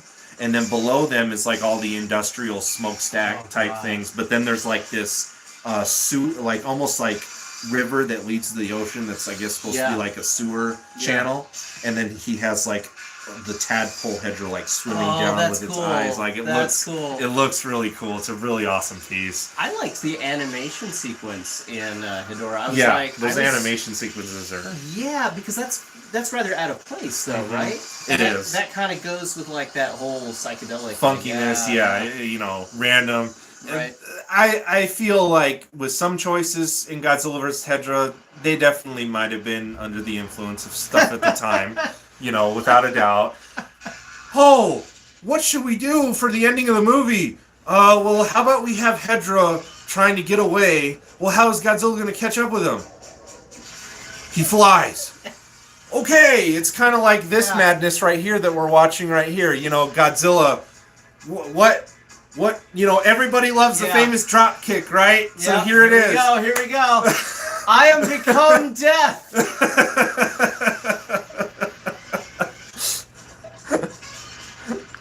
Oh man, this is great. Let's see. Can't wait for that 30 centimeter Ebra to come. Yes. Favorite sculptor's line. He just broke his knees. I just want to point that out. There's nobody in the suit. I know. It's empty. His legs just went like that. I'm like. It's just an empty suit. I love it. Yeah, I can't wait for that either, Alteron. That should be coming in this month, I hope. Unless X Plus has more delays. If Raphael from TMNT was a person, he would be Rambo. Okay, interesting. And then Lucy Chambers headed to work. Later, Taters. Thank you for being here, man. Yeah, thank you for chiming in, Jonathan. And then Alteron Kaiju. Let's go! Yeah. We're here! Oh, we're on fire. You guys are on fire. Guys, questions, comments, whatever it may be. We are here. Ask us whether you want to ask Yosh a question, me a question. You guys want to take a look at a figure? We're actually about to start that vinyl record because we're at the end of the film. We're going to take a gander in the collection room, take a gaze upon the awesomeness of the gigantic Mechagodzilla that came in yesterday. Hope you guys enjoyed the box day and the skit for that. If you haven't, go check that out. Come back. Because that was a lot of fun to do last evening. Shout out to Christopher for selling me that piece. Was just really awesome to, have fellow collectors, especially here in town local, you know what I mean? And, collab, trade, buy from, whatever it may be. It's just dual for, yeah. That can happen. But it was just really awesome to have him come over, hand deliver the piece, and work a skit with me, which granted, it was a really simple, straightforward skit. We had a lot of fun with it, threw in some Godzilla vs. Mechagodzilla 74 Easter eggs in there. So if you haven't, check that box day out, please, and come back and let me know what you think. What did you guys think of it if you did watch it? Did you guys enjoy my top tier acting skills? I still have to see it. I was literally finishing it. I was finishing this last night, and even Kat was like texting me, and she's like, "How you doing?" I was like, "I'm working." No, we had a lot of fun with it. I can't wait to watch it. That'll be something maybe after we're done with all the segments today. Yeah, I'll show it to you. I'd love to watch it. And we're having a great time. Godzilla vs. Megalon about to wrap up. Next up, in honor of Jet Jaguar, we will be listening to from Waxwork Records, the vinyl record. So all the music that we've been hearing in the movie, we're just going to listen to just the music. And if you are watching this awesome segment and you haven't followed Godzilla Fan Freaks on YouTube, Facebook, Instagram, and anywhere else. Anywhere, but yeah, if you haven't followed, follow along. It's a good segment, and I'm Yosh Reyes. I'm at Leaf Claw Studios. So one word, Leaf Claw Studios, just how it sounds, and that's me on Instagram and TikTok. If you like watching a 36-year-old navigate a new social media platform poorly, here I am. But Leaf Claw Studios, TikTok and Instagram, and Yosh Reyes on Facebook. So. Yeah. There we go, you guys, plugging all the social media. And just continue to enjoy our time here with us. We're doing great on time. Godzilla vs. Megalon just wrapping up. And, another fun fact, there's a lot of fun facts about this movie. So in the Criterion Collection, that's what we're watching, is the Criterion Blu-ray. That's why the picture looks so beautiful. They did such a good job on this. Yeah, they did. On the supplements disc for the Criterion, they have the interview with the guy who played Jet Jaguar. Okay. And they talked about where the house is set up. Mm-hmm. I don't know if you remember it, but the scene where Jet Jaguar is walking down the steps. Yeah, the stairs, yeah. The guy was talking about how they filmed that, and just because he had to give the impression that he's a robot. Right. He had to walk down those steps. Man. Looking straight without ahead. Looking down, without looking down. They're steep. And they're steep. Yeah, I saw that hill and I was like, it was funny because when we were watching that scene in my head, I'm like, he can be Jet Jaguar, but he still has to take the stairs, you know? So see, and that just goes into, let me just gush about just the way old movies are. You know, they may not be for everybody. There are Godzilla fans out there that don't like the show of stuff. Sure. You know, and that's fair. You know, everybody's entitled to their opinion. I grew up with these movies. I love them. And really, these movies are like works of art for me. Sure. Because you go into all the miniatures, the pyrotechnics, the monster suits. It's all physically there. Right. It's not computer-generated CGI, oh, here's how we can get away with this. You know, and the fact that these suit actors and everything took that much pride, you know, Nakajima, all of them, you know, and brought these monsters to life and made them real. Right. You know, like, yeah, it's a guy in a suit, but, you know, Nakajima spent time studying animals at the zoo, you know, seeing how they moved. Right. And then when they did the first Godzilla, he incorporated that into his acting. Yeah. And same way with a lot of other characters. Jet Jaguar, for instance. I give props to that suit actor for doing that because I couldn't do that. Yeah. I may be able to walk down maybe a couple steps without having to look where I'm going, but that many steps, you're asking for a tumble. Yeah, So the fact that he dedicated and was like, I have to keep the realism that I'm a robot. Yeah. I can't look down. That's like those, you ever seen those videos of those races where, you know, it's like an actual course and they have to spend like a day or two just learning the course. And there's like a spotter basically who takes notes and they're like, okay, you're going to decelerate at this time for this turn. And it's like, you know, to master even going downstairs in a suit, because that's not an easy suit to wear. And I imagine even if you were looking down, the vision is a little impaired. The vision would be impaired, yeah. So that's pretty wild. And I know my gripe with steps isn't the same. I've had trouble at Tucson Comic-Con if I'm cosplaying a character and I have a cape or I have robes. Right. And then trying to even go upstairs can be a challenge because I got to basically gather everything up like a dress. And I got to step. So here I am dressed as a Star Wars character and I'm like, okay, let me bundle up everything here so I don't trip. I am a true Sith Lord. Yeah. But, all right, so we're done with Godzilla vs. Megalon here, and I already have it on the turntable. All right. And let me just make sure, just because this isn't a fast charger, I just want to see how we are. Okay, we're not bad. I've actually lost battery, but that's okay. It's going down slower than it would. Right. I got my extension charge cord plugged in, so we're actually doing, you know, we'll be able to have longer segments possibly in the future. Cool. Today might be a little bit longer of a segment.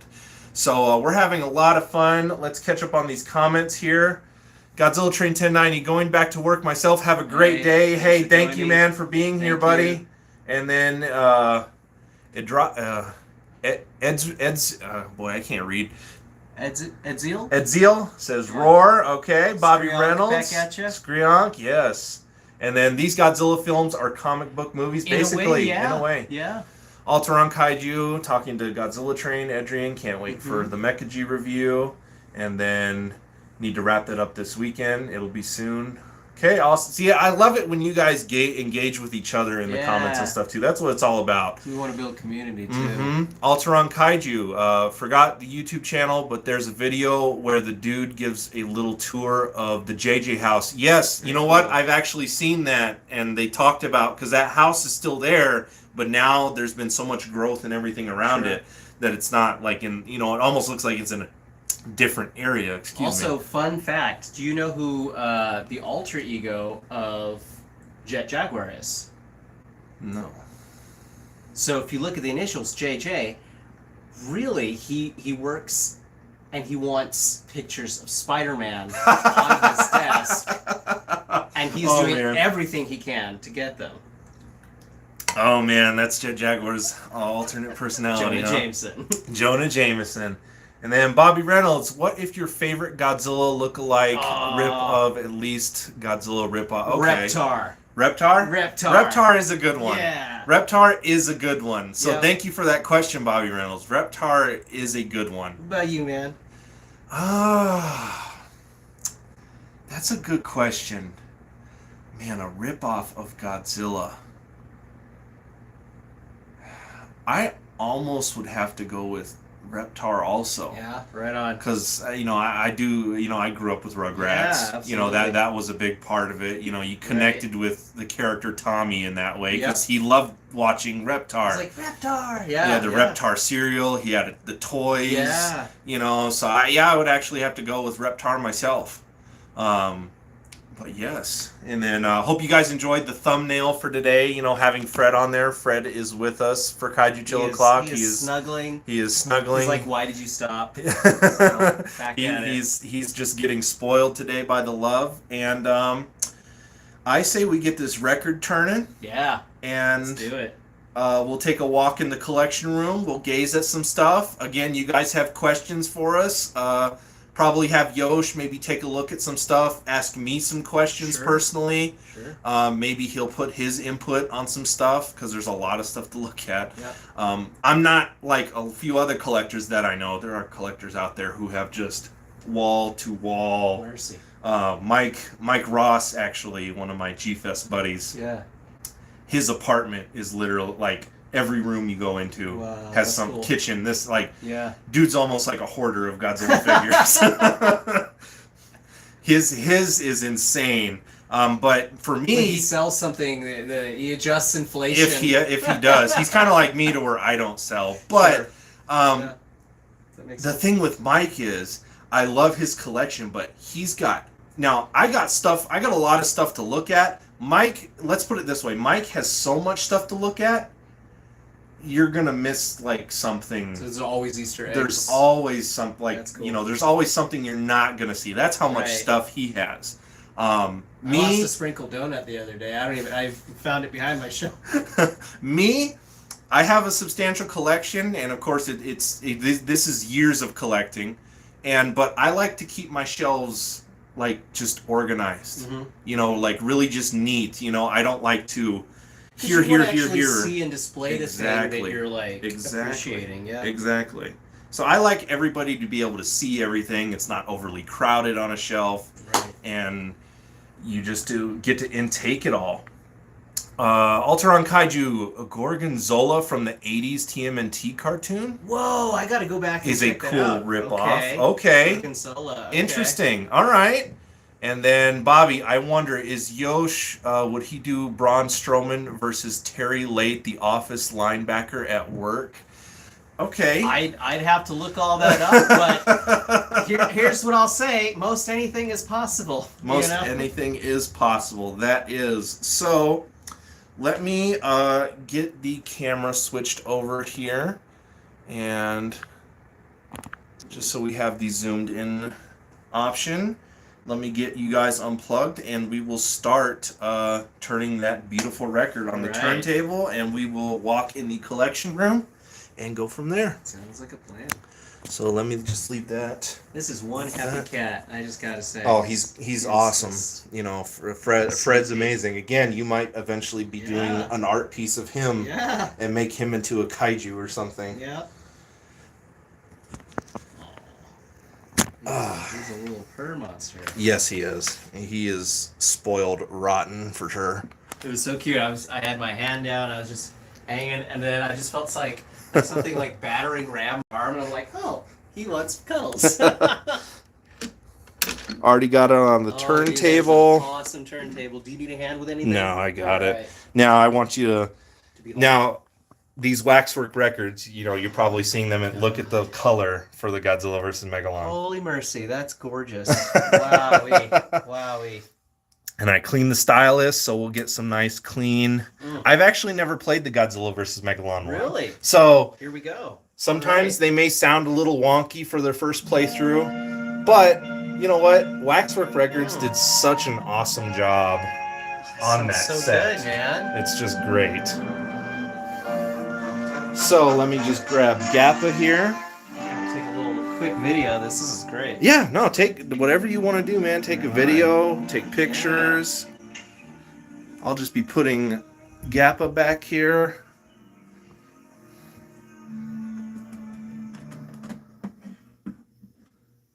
And just like that, Gappa is back home in his spot. But yes, hope you guys enjoyed the skit last night for the gigantic Mechagodzilla box day that I had. Again, if you haven't, go check that out. And please come back and let me know what you thought. And then, of course, hopefully you saw the pictures I posted of him when he was in his rightful new spot on the shelf. The lights last night with him and everything, that just looked... I love the way it looks here at night. Gorgeous, it looks great. That's gorgeous. Yeah, I'd imagine when the sun sets, oh man. Yeah, this is great. That sounds so good, man. Oh, it did. They sound great. That's clean. Alteron Kaiju, if you don't mind me asking, what type of records can you play on your tape on your player? You know, I'm not that invested is the wrong word, but knowledgeable of records and vinyl records and stuff. I really couldn't probably tell you. I know it probably doesn't play the smaller, like, one-track records that are out there. These, like, what are these, the LPs? Yeah, these are the LPs, which are mainly a lot of the Godzilla and Kaiju stuff are the LPs that are the long plays, more or less. They have two sides to them. But my record player's been able to play everything that I've been getting from Waxworks, Mondo. I think you have to have like a special record player to play the one-track ones, like a smaller, but I'm not sure. But everything that I've gotten, it's been able to play your basic standard records, and I can change the speed on the record player. It has the 33.5 RPM. You can go up to the 45, 44 RPM, and then it also has like a 70, like 5 RPM, I think. In case you need to listen to a whole record before work. Exactly. But yeah, no, lots to look at in here. Somebody was commenting about the Ghidorah earlier. Yes, he is an awesome piece. He was a pickup from G-Fest a good amount of years ago. I got him from Greg at Exian Japanese Imported Toys. You guys have heard me plug and talk about him before. Can I take a little picture? Yeah, no, whatever you want, man. That was wild. Take pictures, video, whatever. Feel free. Such a cool angle too. But yeah, no, he was a cool piece. I love buying stuff from Greg. Greg's a great guy, seller. It's always cool. Again, you get stuff from fellow collectors, you know. But no, I'm in love with this gigantic Mechagodzilla. I think he looks awesome. As you guys know, the original setup, the other Mechagodzilla, he is now moved down here next to Hedra. Because there was really no other spot I could put that Mechagodzilla. He wouldn't even fit up there next to Ghidorah or anything. That's how tall he is. I mean, Ghidorah barely fits there with the wings, but it works. But yeah, no, there was no other spot for that Ghidorah. And then GMK Ghidorah right below it. A lot of Ghidorah goodness right there, because then you got the Bandai for the 2019 right there. Man, that is just such a beautiful collection, man. Oh, I love this little Megalon. That's so cute. Yeah, I love that was another one from Greg. That was the Sungut. Oh my So god. he was from the Wonder Festival. He was an exclusive Wonder Festival figure. That's so cool. And they do. There's several different Baragons out there because they do a different one every year. Yeah. And that year they did the clear vinyl with purple and glitter and gold and whatnot. And I was like, so neat. I love the way it looks. Right? Yeah. It's beautiful. Super cool. And how shiny it is too and everything. Right. And then again, having the skylight here during the day. Granted, you don't get the craziness of the LED lights that you do at night. It still pops really well, but then the skylight really it shines him up perfectly to where it's like I can't move him basically, otherwise he wouldn't pop as well as he does.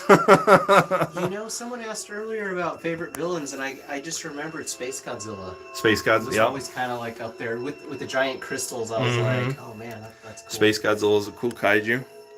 He has his spots in the collection. That's awesome. Oh man, this Mechagodzilla is just something. Yeah, this Mechagodzilla is great. And again, shout out to Christopher for selling it to me. Excuse me. And just awesome, amazing piece. Goodness gracious. Also, very cool He-Man collection. Yeah. I was noting that earlier over there, and the Snake Mountain. Yeah. Oh man, that is super cool. So yeah, all kinds of cool stuff. Again, the skit that we did last night for this guy, really fun. Just to talk about this figure for a minute, X Plus has always just been awesome the way they've put the suit details in. And X Plus's other Mechagodzillas have looked great, but man, this one just takes the cake in the shading. You got the suit details here in the arm, even down here in the tail and whatnot. I mean, it just looks great. I love how the arms aren't just like straight and whatnot. That really gives that detail, because in the movies, when Mechagodzilla pointed his finger missiles, you did kind of have that tilt in the wrist, and that just looks awesome no matter how everything is placed. That's beautiful, yeah. And again, the lights just really pop even during the day like this. Again, I took an awesome nighttime shot last night of this figure. Yeah, the changing lights, man, on the LED strips. Yeah. Very good touch. It's like, see, here's the other Mechagodzilla from the same year. It's a 74, 30 centimeter. But you kind of see how he has suit detail, but his arms are more or less like straight. Right. They don't have that little dip in the wrist and the forearm itself. It's all in the wrist. Oh man, you got some yeah, there's some Spider-Man Marvel, stuff here DC too, stuff. Oh yeah, there's a little bit of everything everywhere. Cool. That's super cool. And then of course here's the box for the Mechagodzilla as well. Okay, so pardon my ignorance. You're good. I don't know this kaiju. The one on the very end there? Yeah. That's Varan. That is Varan. Okay. Yeah. Okay. So he looks familiar, but I didn't know this. Okay. Well, it sounds like I better get familiar. This is great. See, a lot of this for me is, like I didn't always get to watch all the movies I wanted to see or complete. Like I still haven't made my way through the whole collection of I don't always get to watch it chronologically. Sometimes I'll watch something for a project. What's that? I'm getting you on camera. Oh, yeah. Where's that voice coming from? Yeah, the new Mechagodzilla talks, too. It's very conversational. You get lonely, you can talk about taxes. No, but, I didn't get to watch all the movies growing up. And, now I'm trying to kind of play catch up. I feel like, was it Captain America, Steve Rogers, waking up from the ice and be like, there's so many kaiju movies I can watch, I'm like, okay. So, every now and then there'll be like one, I'm just like, I don't actually know that one's name. So it's kind of cool that at this age, like, I'm kind of getting that discovery. So, yeah. And the thing with my collection is, and I did this really early on, and pretty much my first trip to G-Fest was when I was really able to get ahead on a lot of it. And because what I wanted to make my collection special was I wanted at least one representation of each kaiju. Yeah. So it's like, somewhere in my collection, of course, you have different years of Godzilla, which of course that's the highlight of the room, more or less, is right above your head. You know, all the years of Godzilla from '54 all the way to the newest one, which is Godzilla Ultima. Oh, and there's Shin up there. Yeah. Yeah. That's But that was one thing that I did in mine was like, okay, my go-to list for my first G-Fest was, of course, the 50th anniversary memorial box, just so I could start that line. Right. And then it was like, okay, I need a Hedra, I need a Kumonga, I need an Ebera, I need a Kamacuras, you know. So no matter where you look in my room, oh, you know, do you have a Kumonga? I do. There he is. Oh, do you have Kamacuras? Yeah, he's over here. You know, do you have Minya? Yeah, Minya's right there. You know, Mechanicon right there. Yeah. You know, so no matter where you look, Gargantua's right there. Right. Jet Jaguar, Titanosaurus, Ghidorah, Megalon. Oh, and I love the Batra. equipment. Yeah. Yeah, the Maser tanks. Oh, you have any Maser tanks? Yeah, I got Maser tanks. So it's like there's a representation of at least, you know, each kaiju, a vehicle in this room. You know, I got a microwave. It's you know, there's the different years of Gamera. You know, there's Legion and Gamera over here. You know, down below here you have Gamera 95, Showa Gamera. You know, some Ultraman kaiju. Wow. Yeah, this is gorgeous. Oh man, I love this figure here. It's just great. Yeah, that Baragon is. That's exceptional. Yeah. Yeah, maybe after segment I'll take some photos. Yes, man. That'd be awesome. For sure. And then of course there's my favorite figure in my collection, the Titanosaurus. That's gorgeous. You know, that was asked earlier. Yeah. I like the 30 centimeter. I love the 25 centimeter that's over on the top of over there as well. But the 30 centimeter just holds a very special place. Oh, that's a great paint job. Was that custom, or is that kind of how it comes? No, that's how it comes. Wow. That's really decent. That's like gorgeous.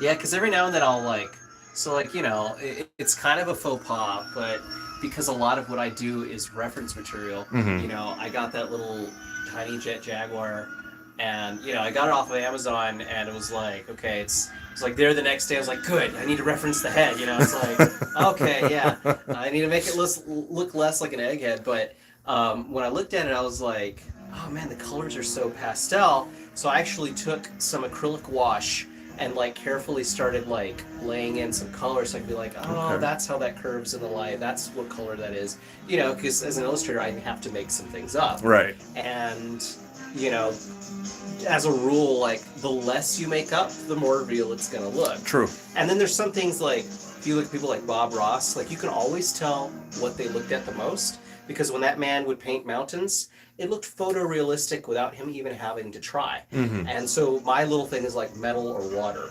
Those are things I excel at, but I can't always synthesize everything. So, you know, but yeah, painted figures, like when you find a good model and a good paint job at the same time, ooh, yeah.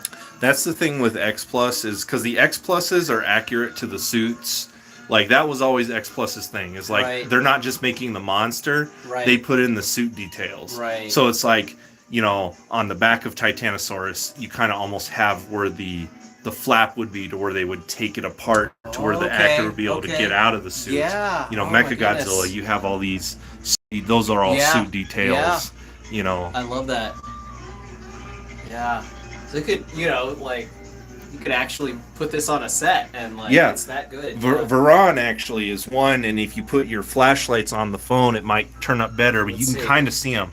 So you see those dots? Oh, yeah, yeah. Those there are actually where the suit actor could see out of the suit. Oh, that's where his face was. That's where Nakajima's head was. Wow, that's wild. So you got those little details. Wowie. Wow, that's cool. So yeah, lots of cool stuff. Yeah, the He-Man part came out really good here. I could not resist not having like a transformation type, you know, setup there. Some Man of War, yeah. The Panther there, that came from Nick Adams from the Monster Report. Wow, that's the flocked one. Oh my gosh, yeah, it's oh, dude. That is great. That is great. So this is Ghidorah too, right? Yes. Like what year, what version is that? That's the 2019 one. Okay. So that's the one from the Kingdom of from Monsters. Okay. Yeah. Same one with the one up there on the corner. Right. That's the Bandai. Yeah. I had like the tiny little version of that one that you get at Walmart, and then when I moved to for my studio, and I moved out and I started doing work at my apartment, I was putting everything together and I was missing a head. So now it's like the two-headed Ghidorah. So yeah, every time I see it, I'm like coming up with a new backstory for how it lost its head. And then there's the GMK Ghidorah, what I was talking about. Yeah, that's a powerhouse. And then that came from the former Goji Fan 93 when he was purging his collection. That was one that I bought from him. Wow. I went up to Colorado, and I took everything home that way because the way he did it is he gave me such a deal, and it was just like, we don't really live that far away. Sure. Let's just make a trip and a weekend out of it. Yeah. And neither of us went to G-Fest that year, so that's what we did. We kind of just did a little G-Fest hangout. And then Godzilla vs. Megalon was actually the last film we watched for that entire weekend. Very cool. Send-off and stuff. Dude, this is almost starting to get close to the Gigan that I drew. That's the final. That's when he's like upgraded in Final Wars, because then he has the chainsaw. Mine's a little less humanoid, but it's Alteron Kaiju. Need to try to hang some figures, but I'm too lazy. I'll give it a go one day, dude. Trust me, it was a lot of work to do this. Yeah. Your arms also get tired at a certain point too, just because you're trying to get the right adjustment for how high up you want them or how tight you want them to the ceiling, and not get hit by the fan, or the figure or your head. Yeah. So it took a lot of time to do this, but it's worth it in the end. Don't half-ass it though, because you definitely don't want to hear a crash bang in the middle of the night and then come in here and then like freaking everybody's like hanging by their necks or on the floor. That was one thing. And what I did was I used fishing line. Yeah. And, because fishing line has a good strength to it. These figures really aren't that heavy. Like, probably the heaviest thing I actually have hanging is Destroya. Yeah. And he has a few good straps in a good plate in good spots that he actually balances just fine. And those hooks, I think, can handle like 10 pounds, 20 pounds, so they're fine. Yeah. So this is the way to do it, But it does take a lot of work. Yep. But it's worth it, because this is awesome. Yeah. I got Hedra there in front of the poster. Then, of course, you got the flying Hedra that's out there as you walk into the room. That's so cool, man. But yeah, no. So thank you. It is a lot of work, so I warn you that. Let's see. Bobby Reynolds, have you ever seen Monster House? I actually have. Have you seen that? It was that animated movie, I think. Remember where the house is like alive? Oh yeah. Yeah, I've seen that one. Yeah, that's right. It's been a while, but yeah. Yosh, any figures in your collection? It's a pretty meager collection. I have so I'm terrible with knowing the brands and whatnot. I got a Shin Godzilla from Walmart a long time ago. And the thing with me is I don't always get to be a collector. I mean, I want to be sometimes, but for what I do, a lot of it has to be referenced. So, instead of being able to like keep it in a box or put it on a shelf, a lot of times I'll have to take it apart. I'll have to do some painting. I'll have to redo a paint job, or if I'm trying to simulate like special lighting, one of the things you do, and if you've ever painted minifigures, you have to make the paint look like it's lit. Yes. And so a lot of times I have to kind of like mess with the model to make it a better reference. But when it's done, a lot of times it's just fun. So I have a Shin Godzilla. I have a small Gamera figure. I have now I have a Jet Jaguar. I don't have a whole lot. I have like a Predator figure. I have, I think, like a Batman figure somewhere. Like I have a few things scattered about. Yeah, it's like a little bit of all the things I love, but not real. Like as an artist at this point, it's really supplies and paper. Yeah. So that makes sense. Yeah. Oh man. Oh yeah, canvas. It's canvases. Yeah. No, it makes perfect sense. Oh yeah, and my two-headed Ghidorah. I have a two-headed Ghidorah. Reptile 7876, love the Mechagodzilla. And then also Reptile 7876, have I played Gigabash? I have not yet. I've heard a lot of hype though about it, and I'm gonna work it into my next budget for the next paycheck and download it on the PS4 because I did hear that they're doing a collab with Godzilla. Really? Okay, so that should be really interesting. In fact, I think I saw something about that on the old TikTok. Mm-hmm. Yeah. And then Bobby Reynolds, what's my favorite poster? If I did have to pick a favorite poster, it's already in shot here. I love this poster from Godzilla vs. Hedorah, and I got that at G-Fest. Oh, I just remembered. I also have a Mechagodzilla figure. Okay. And I used like some oil washes to make it look rusty in parts, like it had been through some battles. There you go. And then Alteron Kaiju said, "Beware, it's a deep rabbit hole." Yeah. I figure I already have one rabbit hole. I'm an artist, you know. I can't do another one, you know. But you were speaking of like painting figures and everything. Yeah. And then the only really model kit that I've ever built was this Mechagodzilla right here. Oh, dude. And then that's awesome. So he's resin, and you had to put all the pieces together. Yeah. The paint that I used for him, I went to Ace Hardware. Yeah, and the hobby one, right? Yeah. And so they had like a textured silver, so you can kind of see how there's like almost like some pits in the paint. So that's what I used for the base of him, and then I colored in blacks for his vents a little bit, and then just a little dab of yellow in the eyes. That's great. And then that was basically it. I was like, well, at least he's a simple colored. Yeah. Because it's like, I've kind of wanted to dabble in it, but then I've never, like, I don't trust myself as like painting kits and stuff. Neat thing about paint is you can paint over it. That's the old painting dad joke, but it's true though. Yeah, it is. But yeah, so he's pretty much my only kit that I built. Okay, that's awesome. I do have a Gundam. A Gundam that is basically the torso and up is built. And I think I started that in 2020. Okay. Yeah, it's been a busy year. I have a, what is the little, is it ATST?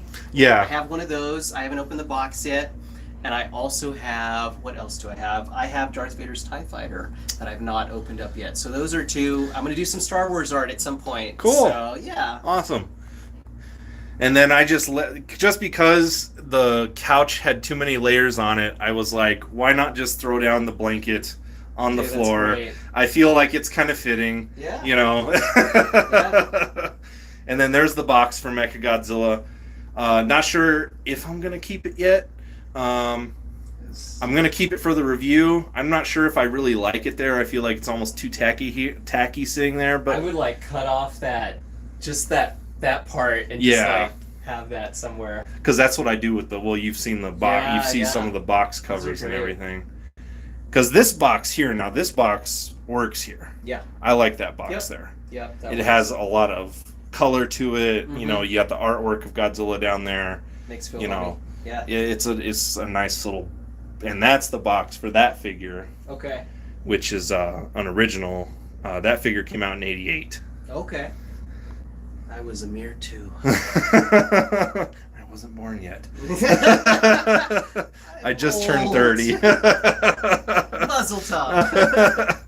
But yeah, no. And I think that finished the first side. So I'm going to set the camera down. All right. Let you guys gaze at, if I could get Mechagodzilla into the shot. There we go. Have fun. Let me flip this record. So now I'm going to do a little song and dance. I'm just kidding.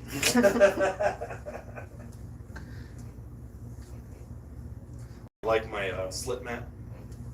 Oh, neat. Oh, damn it. Yes. I'm sensing a theme. Yeah. I think I'll be ready for that pizza soon. I haven't had breakfast yet. As you guys know, I was just showing Yosh my slip mat, which is, of course, the Godzilla slip mat that came with the Show of Godzilla collection from pretty awesome. It's pretty awesome. It's like, you know, can't have another slip mat on there necessarily. But yes. So, is there anything you'd like to talk about in particular? Is there anything that stands out to you? Yeah. Well, you know, being that the next big project is gonna be Baragon. right here. I gotta say, these are some wonderful figures. Yeah. So we got this Baragon here. Everything I have is Showa Baragon. I don't have any GMK Baragon. Now it's to say I don't like GMK Baragon. Sure, but this is I your do, favorite, right? but I do like the Showa a lot better. So I grew up with more of the Showa stuff, and I have this weird soft spot for Heisei stuff. Okay. Is that how you say it? Heisei? Yeah, Heisei. Yeah. So I have this soft spot because it kind of plays into more like the monstrous side of stuff, because I've always liked Creature from the Black Lagoon and stuff like that. And so when I saw them, like, it was perfect Showa time when I was a kid, because it was like I needed that introduction to be like, oh, who are these? And then it was almost like, okay, they can be compassionate, and then it's also like, oh, but they have this like horror side. So it's kind of like, it's like two sides of the same coin, because I like both, and I don't know, but yeah. So, but this, I love his design though. That's really cool. Can I pick him up? Yeah, you can pick him up. Yeah. Right. Goodness. Oh, look at all that detail on the scoots or ridges there. Oh my goodness. Oh wow. Teeth. Yeah, I love. So you know, when I do inking, I do a lot of brushed ink, and you know, you got to use like a fine tip. And one of my inspirations has been Bernie Wrightson. I would not say that I ink as well as that man, but he was one of the co-creators of Swamp Thing, and you know, and he was well known for his inking. He was slow because people were always like, "Hey, you need to get this in on time," but also his work, he's revered as one of the greatest inkers comics have ever known. And so when I think about his work, a lot of the stuff he did really good at, and that I've kind of started to enjoy, is very organic textures. So you get like shadows like that. And you know, if I were brushing this, there would be the darkest line where the light and shadow meet, and then there's reflected light underneath, but you would, you know, be using directional lines. So this is just like, this, looking at this design, it's like just right for inking or painting, because it's got so much visual information on it, you know, like, oh, and those ears and the top of the head there. Oh, and all the little bumps and dimples. Oh man, that is beautiful. And each Baragon figure that I have almost brings something a little different to the table, you know what I mean? Right. Like, that's the 30 centimeter. Right. And down here, you have 25 centimeter. Oh, he's got totally different kind of... Yeah, can I grab this one? I'll try Yeah, his tail. Yeah, there you go. You got it. All right. So we have... Oh, yeah. Kind of a little bit different feel, but still very... There's something cute about him, but he also... Like, there's something cutesy about him, but he also looks like an absolute unit. Yeah. You know what I mean? Like, yeah. Like, he's got this, like, awesome refrigerator build, but at the same time, he looks like his arms are long enough that, like, yeah, he can, you know, reach out. Yeah, I dig it. That's such a cool design. I feel like there's a little more detail on the teeth in this one. Just a little bit. Yeah. But, oh my. Yeah, see, that's the fun thing, is that even though same company, but different scale, little bit of a different pose. Right. Did I put this guy back right? Yeah, no, he's fine there. Yeah, because we'll take pictures of him later anyway. Right. And then, you know, up there you have stylized Baragon. Yeah. And then next to him there is, you know, the other Baragon, and that's from Reveltech. Okay. And then there, he's more articulated, so you can move his ears up or down. And, you know, you can move his joints, whatever it may be. You know, is there a specific time his ears go up, or is it just kind of like whenever he moves around? Kind of whenever he moves around. It's when his ears are up is when it's almost the way that I kind of look at it in the movies. Yeah, is it's that natural animalistic, like a cat, kind of their ears go down. But his ears go up kind of as like a not a defense mechanism, but kind of like a get away from me, being taller, exact, make yourself bigger type thing. Exactly. I'm at a disadvantage on that. I'm from Texas, so that's what the hat's for. You know, you just take off the cowboy hat and you're like, I am way bigger. Alteron Kaiju, I love that figure. I have the 65 head on mine too. Yes. Nice. And then Alteron Kaiju says, really need the 30 centimeter Frankie. I know. That was one. That Frankenstein came out in the time when I was falling behind on X Plus a lot, and it was before they had the RIC site for the US buyers. So Frankie was kind of hard to obtain. There's a lot of Kaiju that I didn't get around that time, and he was one of them. But yes, no, it would be cool to eventually have a Frankenstein. The only Frankenstein that I actually have is this shot. Speaking of Aragon, the little diorama piece there, with the flames in the background of the forest and everything. That is so cool. Look how much detail they pack into that. Like, it's just wild. I love Gamera just flying out there. Yeah. And see, that was one thing that I've talked about is like when I moved here and was setting everything up, I was going through my box of accessories that I have. Right. Because these Gameras down here actually have jet effect parts. Oh, okay. And so I was really, what I was going to do with them originally was I was going to have them over here or wherever I was going to put them. And then I was going to do like what I did with the Rodan. Okay. Which was I was going to do like a dynamic, you know, battle pose because he's there attacking the little helicopter. Yeah, I love that. You know, so here I was going to have the Gameras with their Gauss counterparts and do like an aerial battle type. Dude, but yes. I don't know where those accessories went. I cannot find them. There's the Ghidorah head and those accessories just somewhere along with a lot of gnomes and socks. I don't know. Oh man. But yeah, no, it was a lot of work. Getting this thing up was a lot of work. That's now, I don't know. Do you know the story behind this? No, I don't. Okay. Or actually, maybe, but tell me anyway, because, So the story behind this tapestry here was Mike, again, from Zia, Tucson Comic-Con owner. He went to San Diego Comic-Con the year that Toho was first doing a booth. Okay. When the con was over, they tear down all the booths and pretty much throw everything away. Yeah. He saved this. He had nowhere to put it in his house. Sure. I didn't have anywhere to put it either. And then even when we moved, I was like, where? Fuck, it's barely going to fit, you know? Like, But I was like, it's either got to go up here or I got to figure out something. I got to figure out something to do with it. Oh, God. Well, didn't know that did that. Okay. Yeah, it's a loose arm. I have learned. So that's awesome. So that's from their booth. Yeah, that's cool. All right, here you go.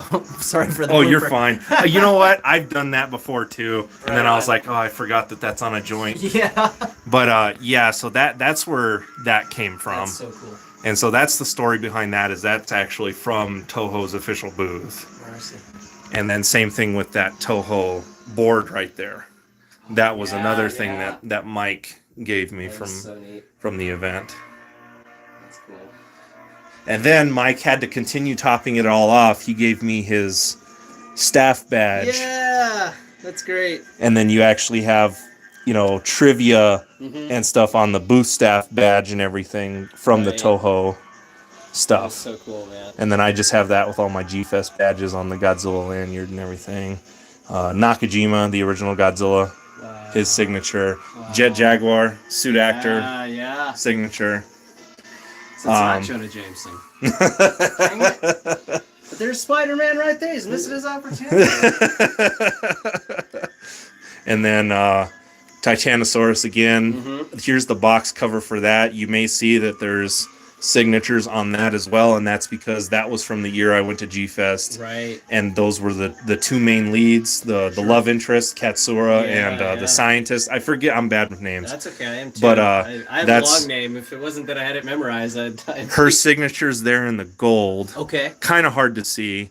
Yeah. And then his signature's there. You'll kind of see the... Yeah, I can kind of see it there. That's cool. Oh my gosh, you have a Gappa. That's the box art for the Vast, Gappa hideous, figure. and invincible. You know, I try to describe myself that way. You know? And then Mr. Fresh Vinyl, Rich Iso is the one who helped me acquire this figure. Right. Because this is the original Japanese. This isn't the diamond reissue. Okay. And then his signature actually is on the box right there. So this has a lot of importance, a lot of meaning. Very cool, man. And then, I'm part of, I think I still am, I don't know, but it was a few years back, and one of my first subscribers actually messaged me, and he was like, would you like to be, because we're going to like plug you on certain things, Sure. Would you like to be the main Godzilla YouTuber for the UK? Nice. And I was like, why not? And so they'll plug me for anything going on. Yeah. And then they sent me a care package with their little flyer for the first ever UK Kaiju convention. Remember Gorgo? Yeah. Yeah. That's what they did there. That's so cool. Okay. And so they did it at a Holiday Inn. All the guys signed it for me. Holy mercy, that's great. And sent that out to me. And then I also got the exclusive. It's hard to see, but Matt Frank did Gorgo versus He's a great guy. Titanosaurus. We lived in the same dorm. He was a couple doors down from me. We had like a print class together, and he's a stand-up guy. Like very cool. Being. That's awesome. Yeah, I've met Matt Frank a few times. He was at Tucson Comic-Con that one year. Yep. Great art, great sense of humor, good attitude, like good human being. So see, there you go, you guys. We got somebody who kind of knew Matt Frank personally. Yeah. I didn't know that. That's really cool. I mean, we weren't like best pals or anything, but like, I'd see him as I was going to my dorm room, and I remember one time, I think he sold me some canvas, like it was just one of those things like, hey, I got extra canvas, you got $20 or $10, like, yeah, man. Yeah. But his artwork is about, all the Godzillas there. That's his. And he's done some great work for Hedra, Hasbro and a lot of IDW, a lot of stuff. Even the Howl Beyond the Fog is his. That piece up there, the Godzilla versus Shin Godzilla. Yes. That's actually when I got it, Tucson Comic-Con. Okay, right. And then he signed it over in the corner there. That's awesome. And then of course the Ghidorah, Godzilla versus Ghidorah poster with Robert Scott Field. Yeah. I got his. Oh, cool. That's neat. And then of course he's there again over there, and he signed it. That little one. Right on, yeah. So lots of stuff. So many goodies, man. You done good. It's still going. Yeah, that's true. Let's see, Alteron Kaiju. That must have been a pain to hang, but really awesome. I actually have a 98 woven blanket hung on my window. Don't be mad, guys. It's okay. No judgment here. Even though I'm not a fan of 98, I'll let it slide. What is the old saying? Godzilla in name only. The only thing annoying to me was Matthew Broderick. Like, fine as an actor, but for some reason I was like, I want to enjoy this, and it was like I'm a wisecracker myself, but if I see a giant monster coming at me, I don't know that I'm going to be wisecracking. I'm probably going to be needing to change clothes and leave, and not in that order. That's just me. But yeah. The design was cool. I mean, it wasn't how we know Godzilla, but it was a cool design. Right. It was a cool monster, whatever you want to call it. Mm-hmm. All right, guys. Well, we're doing good. We're just killing time. Anybody who's in here, we got 5 people in here. That's okay.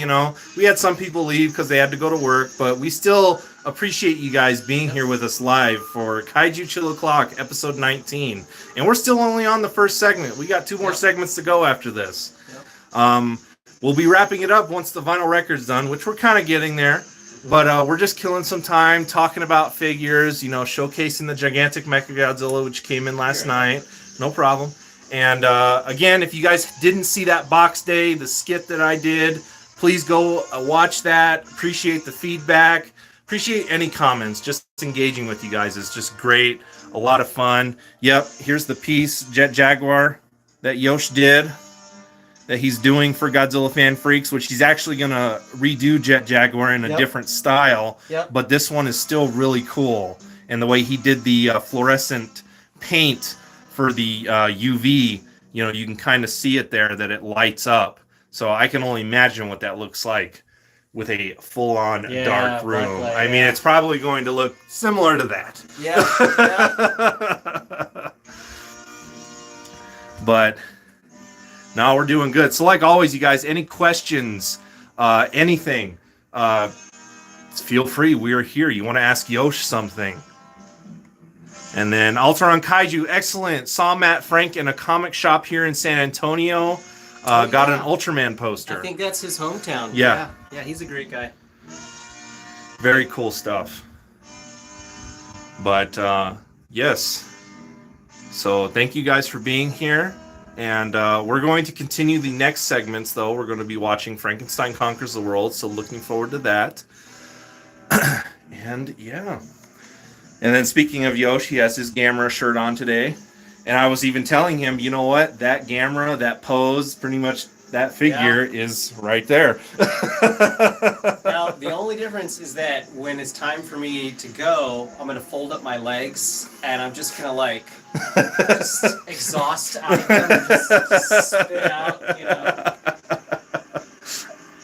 Oh, man. It'll just be shirt sleeves and pant legs. Oh, let's see. What else could I talk about? Is this an actual like mask? Or Yes. Is it oh wow. Yeah, that's actually. That is so cool. It's the old. Thing? Yeah. And it's just the Ooh. 64, you know, Godzilla mask design. That's so neat though. Can you see out of it? It Kind of. about as good as any other suit actor. Yeah, that's awesome though. That's awesome. That's so cool, man. I like the smell of those masks. Yeah. Like, I don't know why. It's just like it smells cool. But that was actually a custom piece from one of the guys in the Kaiju Brotherhood. I think are you in that group? I don't know if I am. I don't know if you're in that group or not. But that was one that me and a few other guys started. Is that where you like kneel, you put on the ring, and, like, with the sword, and you're like basically. you're 9 inches now. But that was from one of my buddies, Robert. He lives over in Cali. Okay. And he was doing a lot of stuff for guys one year for like Christmas. Yeah. And he was just taking our favorite kaiju and putting them in in an art piece. So then he drew Titanosaurus versus Ghidorah from Space Amoeba, basically. I actually really enjoy that monster. Like, Yeah. Yeah. It's also a little Harryhausen-esque. Little bit. You know, Yeah. like, especially the beak. Kinda, yeah. Did you actually see that clip that was floating around the other day from like Ray Harryhausen submitted something for like War of the Worlds back in the day? And he originally was supposed to. It was the thing unscrewing and then it, the like, Martian. comes out. Yeah. And then that gave off, a lot of people were saying it looks like the Kraken from Clash of the Titans. And it's like, yeah, it's basically it. Yeah. And you know, with a lot of like sculptors or illustrators, like sometimes you'll find, well, like back to Bernie Wrightson. If you look at a lot of he did work for The Walking Dead towards the end of his career, and you know, I think he passed in 2016 or so. Okay. And just wonderful man. But he did a lot of zombie stuff, and if you look at how he did zombies, so he kind of did like this triangular bridge where kind of like the bone ends and there's no nose, but that was a theme that played in a lot of his stuff because he also partly created Swamp Thing. You look at the nose, it's the same. Yeah. And then he had a fascination with Frankenstein, speaking of Frankenstein today, and one of his goals, the magnum opus he wanted to do was an inked version of Mary Shelley's Frankenstein. Okay. And so he wanted, like, every line is a directional line. Like, it's like the old, like, 1800s prints. But how he shows Frankenstein, it has that same... Interesting. He kind of... So there's, like, visual themes that you might have. And so I could see how Harryhausen was like, okay, I'm gonna keep that in here, you know. Yeah. But you don't even mean to. It's like, oh, this kind of looks like this, you know. Yeah. So. Very cool. Yeah, we're on that last track. This was a nice soundtrack to listen to and just to be in here and talk about, you know. And for my, not really painting, but coloring skills, that I've had for a long time. And That is so cool. that was not a canvas piece, but it's like one of those felt and then paper pieces. Yeah. So then I colored in all that. Dude, basically. that's good, man. I've had that for a long time. That's so cool. Yeah, it's so wild how a lot of, different fan bases, but also this one, like, it weaves people together, because I know people who are into this, and they grew up in different states, different eras. Yeah. Totally different generations, and Gotta get the Jet Jaguar song. yeah. みんなの驚く勇気を見せゴジラとジャガーでパンチパンチ Punch! 泣くな僕らも頑張ろう Great corn nuts. Ripping open the corn nuts, and I say that's a good ending right there. Ending. So let me just get this camera centered back, and we'll have a seat, and we'll close it out. Ooh, I've never tried the barbecue kind. They're actually really good, aren't Yeah, they? they are. All right, you guys. So, like always, you guys, hope you enjoyed these first awesome segment. This is one of the best shows I think so far. We had a lot of people on in here. 16 likes. Thank you guys so much. Continue to atomic blast that like button. Even going back and rewatching this, it's all it helps. It's all really awesome, and you guys are awesome.